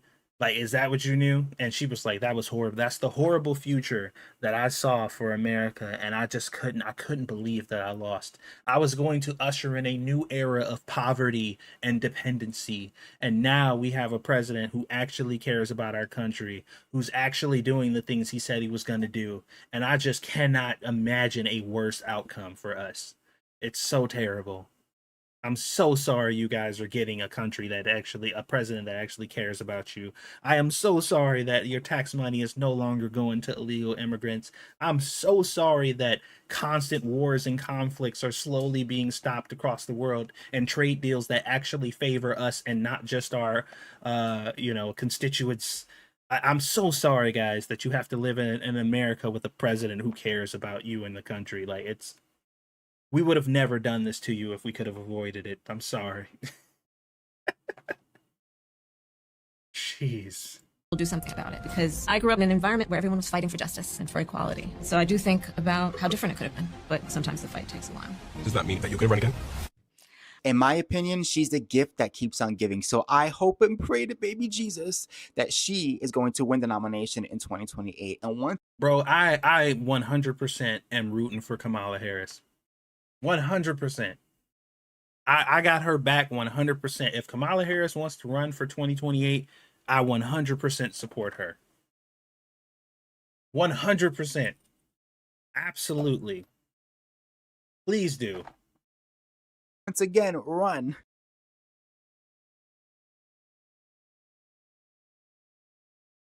If I'm about to be dragged for saying this or not. Maybe it's because I was in prison for a decade and I just didn't see society evolve. But I took my son to the pediatrician. This happened and I'm highly effing offended. Okay, so my son plays sports. In order to be actively participating in the sports at school, you have to have a sports physical on file every single year. I took him to the pediatrician for this sports physical. Whenever any of us go to a doctor's visit, we all know that they do the triage. They do the blood pressure, the height, the weight, and all that right when you get there. And so when we get there, they're going to take him to do the triage like they do any other time. What ended up happening was they put us in a room without doing triage. When they put us in the room, they called my son out by himself, and she was like, oh, we're just gonna go do the weight and the height and everything. And I was like, okay, cool. Nope. Immediate red flag. Immediate red flag. 100%. I am leaving. If that ever happens, if I go to a doctor's office and they put me in a room and then separate me from my child and tell me they're going to do whatever the normal things they would normally do without my presence, I'm walking out immediately. Or I'm just going to follow my kid to where they're going. And if they tell me like, oh no, we don't need you, we're just going to do it ourselves. No, absolutely not. I'm leaving. I'll find another hospital to go to. That is a immediate red flag to me. No problem. They took him around the corner and I could see like the side of his chair and I could see like half of his body, but I couldn't see like the little nook that she was in where she was writing everything down. You know, it was not a big deal, but I kind of just stuck my head out just a peek. You know, I'm a mom and I'm nosy. I've been in prison. Like, I want to see what's going on. So I'm just standing in the doorway of the patient room and I'm like watching him. I end up seeing that after she does the blood decade and I just didn't see. Sorry, I didn't mean to go back like that. I was trying to pause it. What the fuck was she in prison for? She said she was in prison for 10 years. What did you do, lady? I want to know. If the kid's age is less than 16, that would be a problem for me. 100%. My daughter's 6 and she's autistic. Y'all ain't doing shit without me being in the room. Like, literally nothing will happen in this establishment while my child is in a separate room than me. Period. There is no fucking no ifs, ands, or buts. And if you require me to be separated from my child to do anything, then I will find somewhere else. Things off, and he's answering questions, and I'm like, he doesn't know his medical history. A clipboard with the piece of the patient room, and it was not a big deal, but I kind of just stuck my head out just a peek. I'm a mom and I'm nosy. I've been in prison. Like, I want to see what's going on. So I'm just standing in the doorway of the patient room and I'm like watching him. I end up seeing that after she does the blood pressure, the height, and the weight, she ends up handing him a clipboard with a piece of paper. In my mind, I'm like, oh, that's peculiar. Number one, I've already answered all the health questions, like the medical history. Number two, why would you give it to a 12-year-old kid? Like, he doesn't know his medical history. But again, like, I've already answered all that. So what the heck is that form? But I did want to help. So I thought, let me walk over there and just make sure he doesn't need my help with any of these questions. I end up walking over there. I look over his shoulder and I see that, he's checking things off and he's answering questions. And I'm like, all right, good job, babe. Like, you're answering everything on your own. You've got this. You're growing into a great little man, very independent and self-sufficient. It's all good. I'm going to leave it alone. I'll talk to him about what they were asking later and make sure that he understands the severity of answering these questions accurately, because it has to do with health, or so I thought. So I walk away and I go back into the room. About a minute or so later, he comes back in the room with the nurse and he sits down. The nurse closes the door and she's like, the doctor will be in a minute. Before I could even utter one word, my son looks at me and says, Mom, that was the weirdest form I've ever had to fill out. Of course, now my interest is piqued and I'm like, what kind of form was it? He's like, they asked me if I was gay, straight, or bisexual. They asked me if I felt like I was the gender that I was assigned to at birth. They asked me if I ever felt like I was a different gender. They asked me... Bro, I'm fucking somebody up. Bro, I'm going to jail. And that's if I'm there by myself. That's if I'm there by myself. If my wife is there, I'm like, it's going to take a lot of energy for me to try to convince her not to do some crazy shit.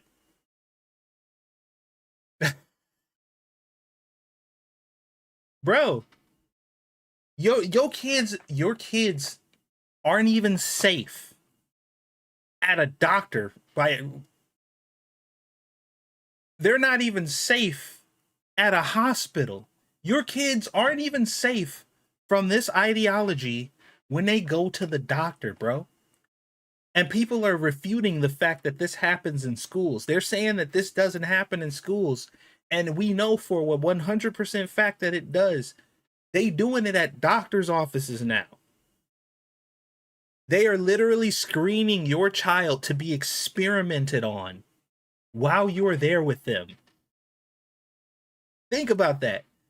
They're literally handing your child a piece of paper and getting your child's consent to experiment on them while you're there. And they're separating you from your child so your child can be a guinea pig for this new wave of medical bullshit that they got going on right now.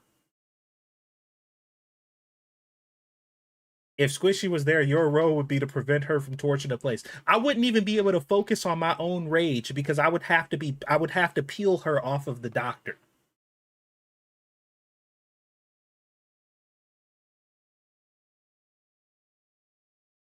Me what gender I identify best with, how much I ate every day, how many hours I slept, and things that I know that they ask during psych evaluations at the prison. That's where they ask you in that type of setting. I would have went off. I would have went ballistic. Everybody in that office would have got a piece of my mind. And this is what happens because we've went super woke and now people feel comfortable asking children these type of questions, and that's why they separate them from their parents, because they pushing an agenda. Oh, bro. I'd have lost it, man. Woo! Man.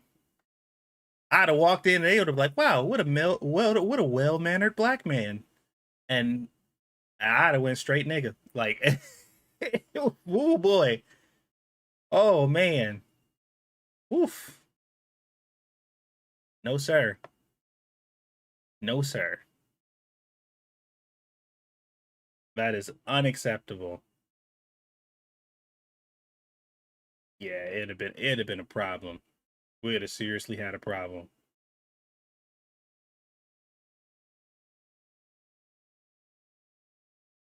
Dear MAGA, check this out.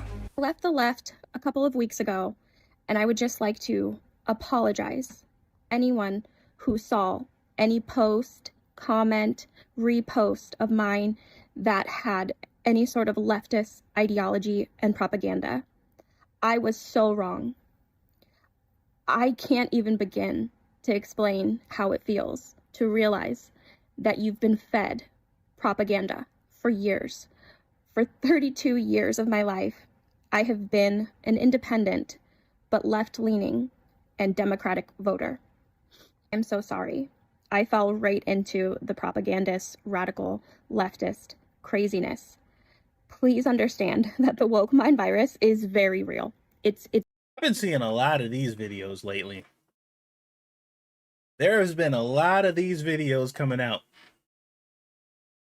of people just like, bro, I'm so sorry. I am so sorry. And the sad part is it only comes out, like, these videos only happen when they finally have to experience the consequences of operating in that cult. And they finally have to, like, you know, come to terms with, like, this is what I've been enabling this whole time. And now it's finally affecting me.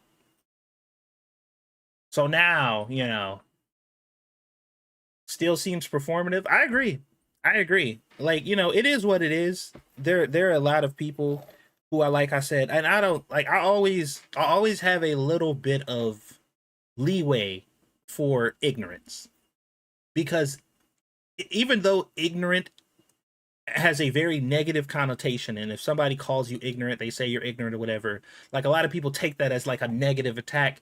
Ignorance in itself is not a problem, because everybody is ignorant of something, and all it takes is circumstance to make you ignorant on a certain thing that some people otherwise may not be ignorant about, because you're just not in the right space to be knowledgeable of a certain thing.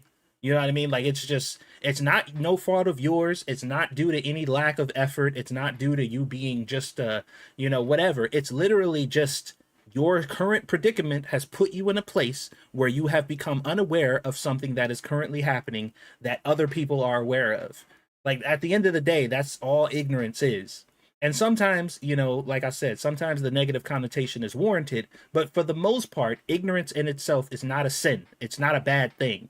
Because most people just don't know about shit that they don't know about, because there's no way for you to know about it until it becomes a thing. You know what I mean? Like, that's just how it works. So I always leave a little bit of room and a little bit of leeway for people who are just genuinely ignorant about a topic, because that means you can learn about it. And once you learn about it, then you're like, okay, I figured it out. I'm no longer ignorant about it. Now I can change my behavior, or now I can, you know, whatever. Because, you know, people tie malice to everything, but I forgot what the saying is, like, don't tie to malice what you can tie to ignorance or something like that, or incompetence, I think is the actual term. But I don't immediately condemn people for ignorance, because I feel like I wouldn't want somebody to do that for me, for something that I didn't know. What's up, princess? You gotta go potty? Yeah. Okay. All right. Well, I'm probably gonna wrap this up here in a little bit, because I've been streaming for about almost 4 hours now, and it's about time for me to start getting dinner ready for me and Aaliyah. So, just for willful ignorance is a little bit different. That is a situation where information is readily available to you, and you are actively ignoring it or avoiding it on purpose. That's something else. So we're not talking about that. Am I playing something tonight? I think I'm gonna try to play Vayne again, but I need to message Lumi and see if she's available. I'm glad you reminded me. So let me message Lumi real quick and see if she's around, because I think I want to try to play Vayne again. Lumi, there she is. Oh. She just messaged me like not too long ago. Okay, so yeah, we might be playing Vayne tonight. So, but yeah, yeah, I'll let you know. There's a pretty good chance it's looking like if she messages me back. So yeah, we watched the Shoe on Head video, and then we did a little bit of social media surfing, checking out some random stuff. So hopefully you guys enjoyed it. It was fun. I to be honest, like perfectly honest, I've been having a pretty bad mental health day.